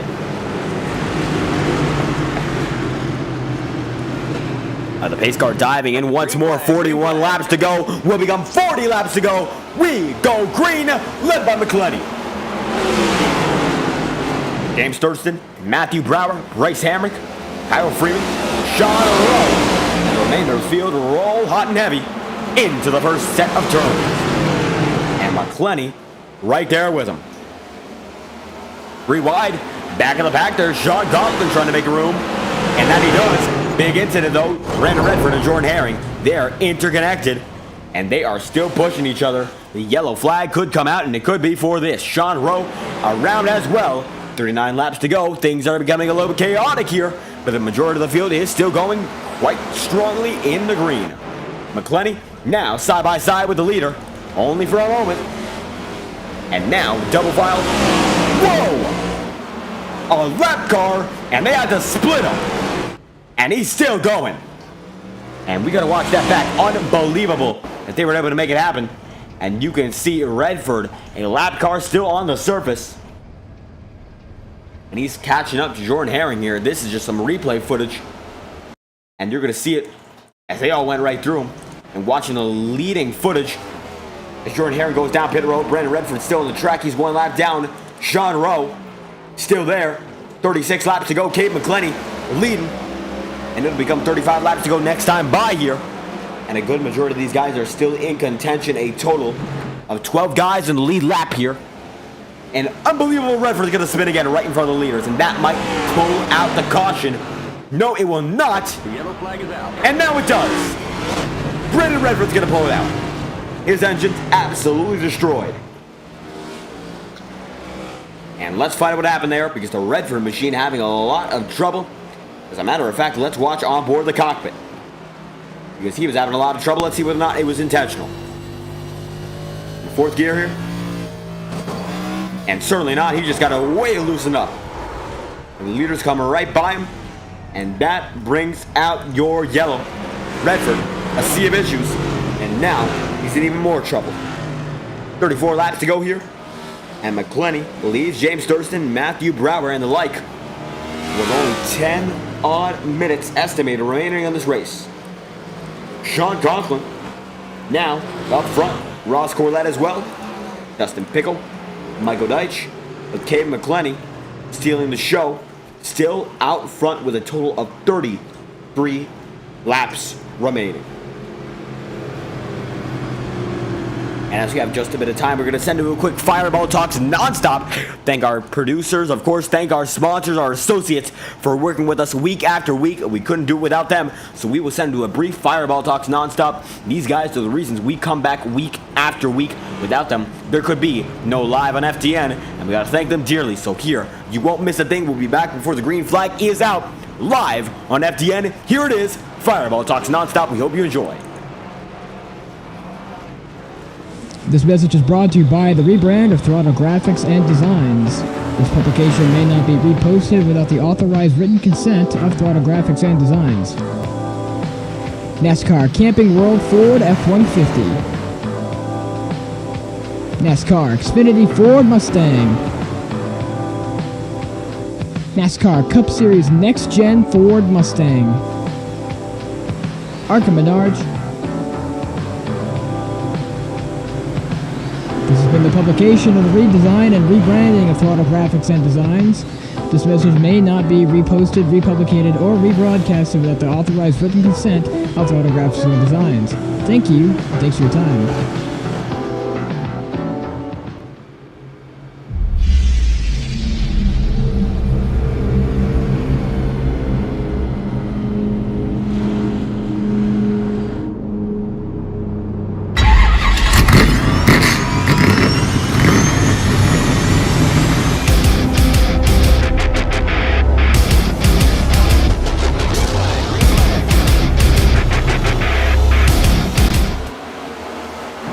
We're going to go straight up immediately once the advertisement break has ended. Sean Conklin, Ross Corlett, Michael Deitch, Kate McClenny. We are back in action, 30 laps to go. And these guys are pushing.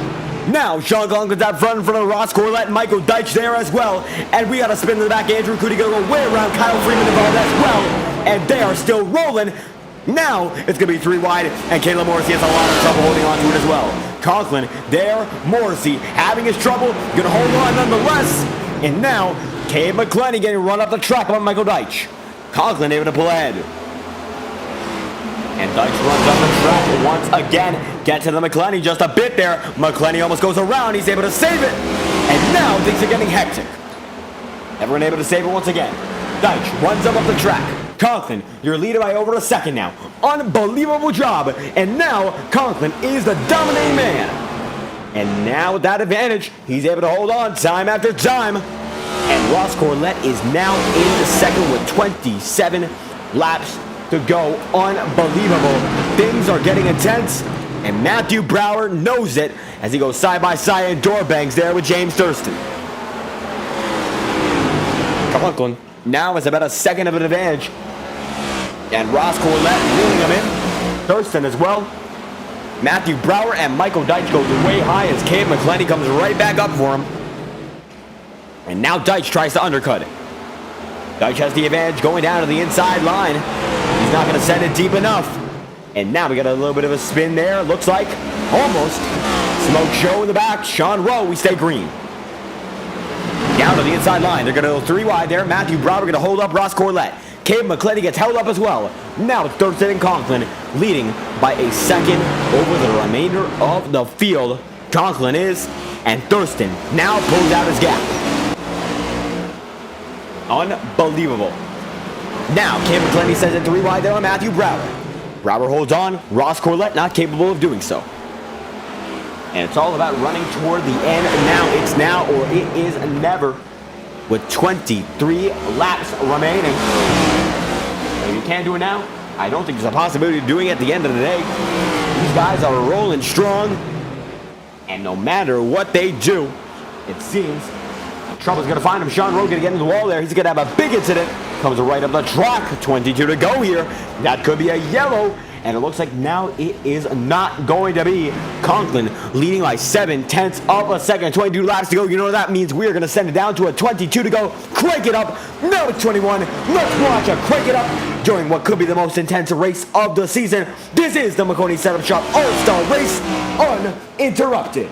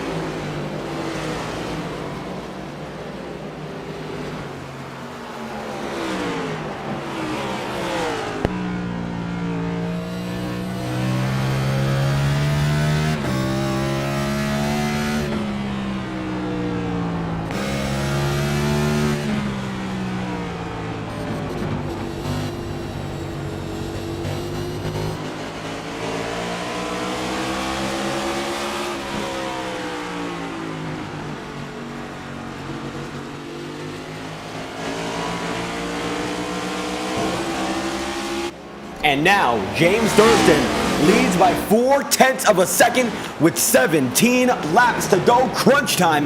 It is imminent.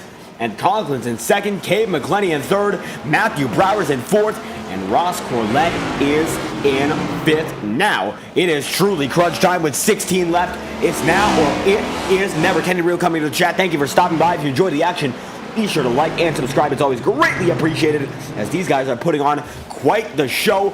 Up to the high side, there goes Thurston. Cave McClenny there as well. Sean Conklin in third, Matthew Brower in fourth, and Corlett in fifth here. Michael Deitch, he is in sixth. Brandon Redford in seventh. Dustin Pickles in eighth. Kyle Freeman is in ninth. And Andrew Coody's in 10th with Jordan Herring in 11th. And these top three guys separated by now about a second and then some. Caleb Morrissey looking to be coming up on the lapping territory. He's about last on the field right now in that 14th spot. A yellow flag still could save him. But Thurston coming up on Morrissey like it's nothing. And up to the high side he goes. And Morrissey, a lot of misfortune, a lot of damage on the right side, and certainly not the finish he's been hoping for. Had a great run, was able to finish that first stage in a third, but it looks like it might not come to fruition here in the second and final stage. Down to the inside line with 13 laps to go. He's going to be able to get right by Morrissey. Maybe Rowe's going to go around. Now it looks to be another incident, and Morrissey giving just a bit of a lead there as Thurston trying to get in on him. Different lines being ran, 12 laps to go here. Trying to hold on for that spot. No contact just yet here. And Morrissey going to have to concede sometime soon. And it looks like it could be this time by. Thurston comes up, and that is when it happens. And Morrissey able to race him hard. One in the wall, and they come up right on him. And 11 laps to go. No yellow is out. Jordan Herring still going. That is Kyle Freeman. Yellow flag is out. And Morrissey's going to be able to get his lap back as soon as he loses it. Let's find out what happens. This sends us into a 10-lap sprint to decide this race. And how about that? As you can see the cockpit camera there. And we are watching from the cockpit for only a moment. Let's send it back to live feed in only a moment's time. Let's get the replay, however. Down to the inside, the 29 goes. Shoots right back up like a rocket. And Freeman goes so close to holding on. Dustin Pickle goes all the way up from the high side down to the low. And Freeman loses it himself. Dustin Pickle might have given him a bit of help there. But 29 out of bounds. Gets into the outside wall. And so many going to come right up on him. The leader gets oh so close to him. And the yellow is out as a result. 9 laps to go here. It's now or it is never. Going to be a final lap shootout. I think it's all going to come down to that. And we'll send it back to live feed once again. McClenny in the 05 machine. Matthew Brower in 7th in the 73. And I don't think I can reply to this one in a YouTube chat, but I actually had a plan about that. Joseph Cruz, Thursday night is going to be a little bit of a different pace. I tell you what, we're going to have something a little special going on. I'll be racing, but it will be something a little different. So if we're going to try to get some review in, tell you what, that'll be an interesting one. Biology review, I'll tell you what. Thank you for stopping by.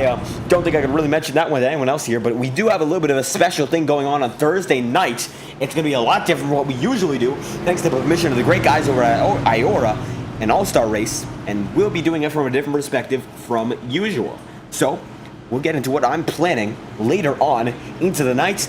That's going to be a really special one. A lot of announcements, some very special announcements, as a matter of fact. We are going to be making some big changes, big plans coming out. All in all, Thursday night, January 26th, mark the date. However, might be a little too late for biology review. I know what you're thinking about. However, we got a few more reviews that we can get over with. So thank you for stopping by, Joseph Cruz. Biology review. Tell you what, haven't heard of that one in a long while. So, you know, suggestions. How about it? Matthew Brower in 2nd, Ross Corlett in 3rd, James Thurston in 4th, Sean Conklin in 5th, Brandon Redford in 6th, Dustin Pickles in 7th, and Andrew Coody is in the 8th position. And it looks like the 9 machine on timing and scoring to 24 in this race. 7 laps to go. Cave McClenny going to be here, and he has been here all race long, back out front. Tonight, you go for broke. Now or never. Green flag's out. 7 laps to go. It's going to become 6 laps to go. And the Maconi Saddle Shop All-Star Race all comes down to this. Big time contact. Everyone's involved. McClenny's able to save it. Everyone's wrecking. Now it's a big time wreck show. Oh my goodness. Parking lot. And we're headed into overtime. And that one speaks for itself. 6 laps to go. And that's going to get intense. And let's get back to it because we're going to watch that once more. And that entire restart was a wreck. From the front to the back. Conklin gets in the pickle, gets in the Corvette, and everyone just gets involved here. This is the big parking lot. Morrissey tries to get involved on the inside line just to get out of it. Not able to make a spot up. And no matter where you go, there's a wreck. Conklin got involved when Thurston almost gets involved. Matthew Brower is now your leader. With 4 laps to go, we're setting into green-white checkered territory. And Matthew Brower, the bridesmaid of this league, is in the possible chance of getting his first win. And it might not be for points, but $20. I tell you what, that's $20. And for these guys, it means an awful lot. No matter what they're getting out of it. 14 drivers. Unbelievably, Caleb Morrissey able to make it up to 5th from that parking lot. From last to 5th. He might be able to complete the last to first challenge, who knows? And Matthew Brower with 4 laps to go. And even less than that now, with 3 to go. Having the time of his life, slowly but surely rolling through. He's in the lead, but he knows that every driver here will pounce on him. In second, the 96 is there. Third, Sean Conklin. Caleb Morrissey in 4th. And Brandon Redford in 5th. And Redford right in the quarter panel of that 6 machine there. Running him no freedom there. No room. And 73 machine of Matthew Brower there. James Thurston in the 96. Sean Conklin, Caleb Morrissey. And with 3 to go, we will be heading into our first overtime of the night. A green-white checker, but it won't be natural. An unfortunate situation there. But either way, as it all goes down, the driver of the 73 will lead us into our first green-white checker. Number 5, 73, the 96. Brower, Thurston. Both different symbols of success in this league. A debutant in 4th, and Sean Conklin in 3rd. So many guys here, and all of them had to race to get to this point. The All-Stars, one more time, green-white checkered. Let's get in with it. 2 laps to go, and it looks like now, this is it. One's gonna go high. White flag is out. Cam McClenny, he goes all the way up high. He goes to Ross Chastain mode. Oh my goodness. Thurston sends it. They're gonna wreck. James Thurston is going to win. Inexplicable. And it was a white flag dash. And Thurston wins it. I've never seen anything like it. Rewind the tape. Well, we gotta do it because that race just went from 0 to 100 and then some. And Thurston's already burning it down. I can't believe it. I've never seen anything like it. Everyone's partying here. And the burnout ceremony, it's a smoke show. Cade McClenny not going to be happy about that one. Oh, so close to that victory. We're going to send it back with a 60-second half third speed replay, as a matter of fact. We're going to try to analyze all of it. Look at this. He goes all the way up high, and he goes Ross Chastain mode. He's going to shoot it up there like it's a video game. And I mean, iRacing, man, that's as real as it gets. We saw it at Martinsville. And he shot it up there. And this is when Thurston makes his move. And Thurston has to pounce on this one. And that he does. Matthew Brower, he tries to go Ross Chastaining, and they make contact.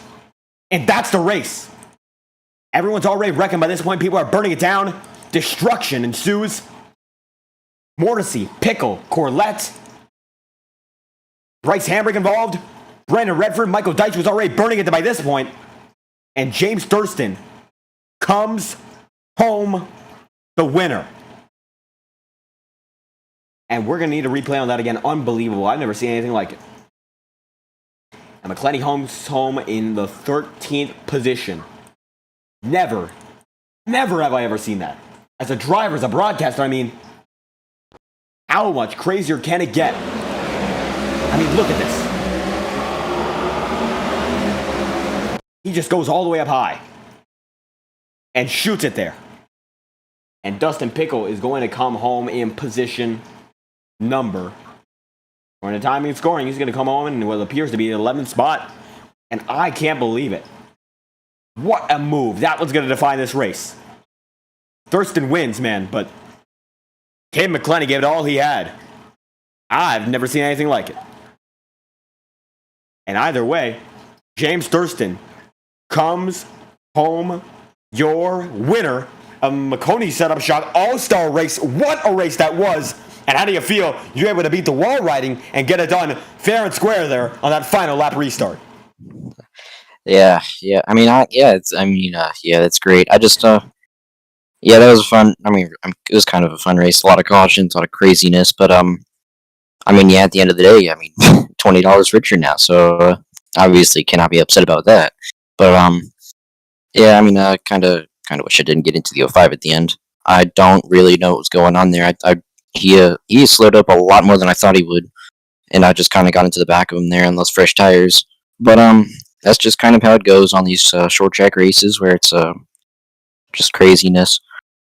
And then we obviously didn't have overtime, so I mean, at that point, I was just like pushing it to the limit, just getting the most advantages I could from those fresh tires. That's kind of what paid off. And yeah, the wall riding, I knew that they made that illegal, so I didn't even bat an eye at it. The only thing I was worried about is them bouncing off the wall and hitting me. But yeah, just thanks for them for hosting the race and giving the cash prize and everything. Just yeah. How about that race? And it looks like it all came down to just making that last lap count. What do you think sold the deal? Because we see Matthew Brower made contact with McClenny there. Was it just about taking that turn fairly and seeing what happened? Yep. I wasn't too sure what McClenny was doing on that final restart. I guess he decided to try to just wall ride to win it. But yeah, just I mean, I guess just thankful he didn't, come off the wall and wreck me. But yeah, I guess it also helped me when the 12 car wrecked when the caution came out somehow, which put me up on the front row. So yeah, good race anyways. Well, basically good race anyways. So yeah. And how about it? Coming home $20 richer indeed. The second half of the season going to be starting at the Milwaukee Mile. So when it all comes down to it, do we expect to see you continuing to show up and putting on some great performances once again after coming home victorious in the 170 lap showdown? 169, my apologies, as he got to that 170th as he crossed the line at the end. Yeah, I might race again here soon. I don't know, but all I can say is the Waffle House has found its new host. There we have it, James Thurston, ending it off with that incredibly viral, I can't even say slogan, just that incredibly viral sentence there. And James Thurston, the winner of the FORL Cup Series Maconi Setup Shop All-Star Race. Thank you for your time. Thank you. And there we have it, Thurston coming home in the first spot, and we're going to try to get the remainder of the top three drivers. Sean Rowe came home second, and Jordan Herring came home in third. There we have it. We're going to try to get both of them in here.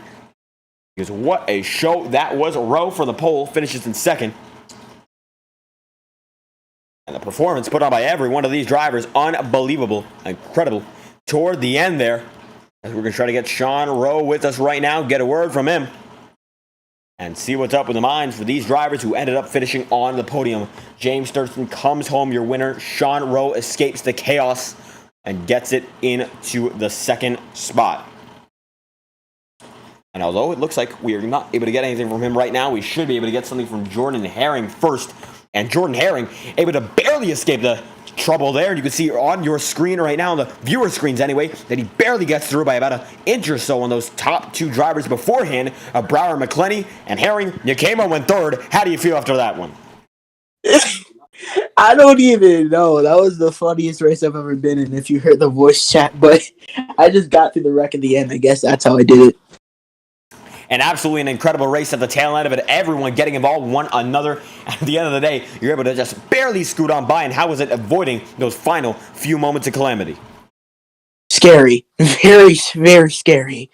And there was a lot of moments where I thought I was going to be killed. Like, murdered, but I got through it somehow. And absolutely getting through it, and 169 laps here. And how was it managing the strategy? Because a lot of guys on different strategies, you came home on 3-lap-old tires, so you pitted at the tail end of it, and were still able to come out with a finish on the top. I didn't even have a strategy because I kept getting wrecked the whole race, so I just kept pitting for tires whenever I needed it, and that was like most of the caution. So I guess that's how I did it. And unbelievably, still getting it done. Built Ford proud, coming home in the 3rd position. So when it all comes down to it, the remainder of the season, we continue at the Milwaukee Mile next week. So we do expect you to come back fighting for more podiums as the second half of the season gets underway. I'm not going to be coming to Milwaukee, but you will see me at Atlanta. So there we have it. Looking for more victories from there on out. How about it? What a performance. Jordan Herring coming home in 3rd tonight. Thank you for your time. You're welcome. And there we have it. The 33 machine coming home in the 3rd spot.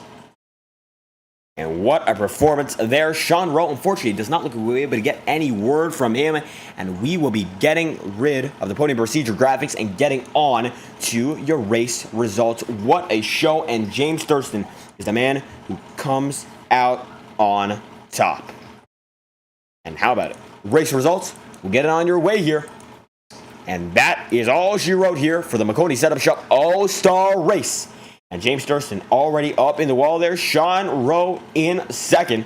On your screen, let's read the race results. What a show with all 14 drivers who showed up. James Thurston from 13th to 1st, your hard charger and your winner, beating out pole sitter Sean Rowe by 7/10 of a second. From there on out, Jordan Herring in 2 seconds back in 3rd, Sean Conklin in 4th, Matthew Brower rounding at the top 5, and Brandon Redford in 6th. Michael Deitch in 7th, Ross Corlett in 8th, and Kyle Freeman in 9th, with Caleb Morrissey on debut, finishing in 10th in this all-star event. Dustin Pickle, 1 lap down. The remainder of the field is except for him, as he's the final driver in the lead lap, and Cade McClenny, Bryce Hamrick, and Andrew Cootie all don't make it to the checkered flag. They're 1 lap down. What a race this was. Michael Deitch coming to the chat, Kyle Freeman, Bryce Hamrick, and a lot of guys upset with each other, but what a finish that was. Still, drivers piling up on screen as James Thurston able to get it done. An undeniable finish, and that one's going to go down in the record books here, as I've never seen anything like it. Wall riding, everyone beating and banging. We got one more in the chat here. Thank you for stopping by, and that one's going to be remembered for quite a while there. And how about it? Thank you all for stopping by. Our next stream will be next, of course, Thursday, which is going to be tomorrow. So next Thursday, of course, tomorrow, I said it twice, tomorrow night, the IORA Cup Series brings home the Monza GP event, a road course with the next gens, and it's going to be a great one as the playoffs begin the quantum quest to see who's able to get home with that championship trophy. So watch out and see who's able to get it from there on out. The championship is underway, and next Thursday will be a special sort of a mid-semester review, and that's going to be for a lot of the real-life guys that I got coming home watching these streams. So I'm going to thank all of them for stopping by and giving us a lot of support.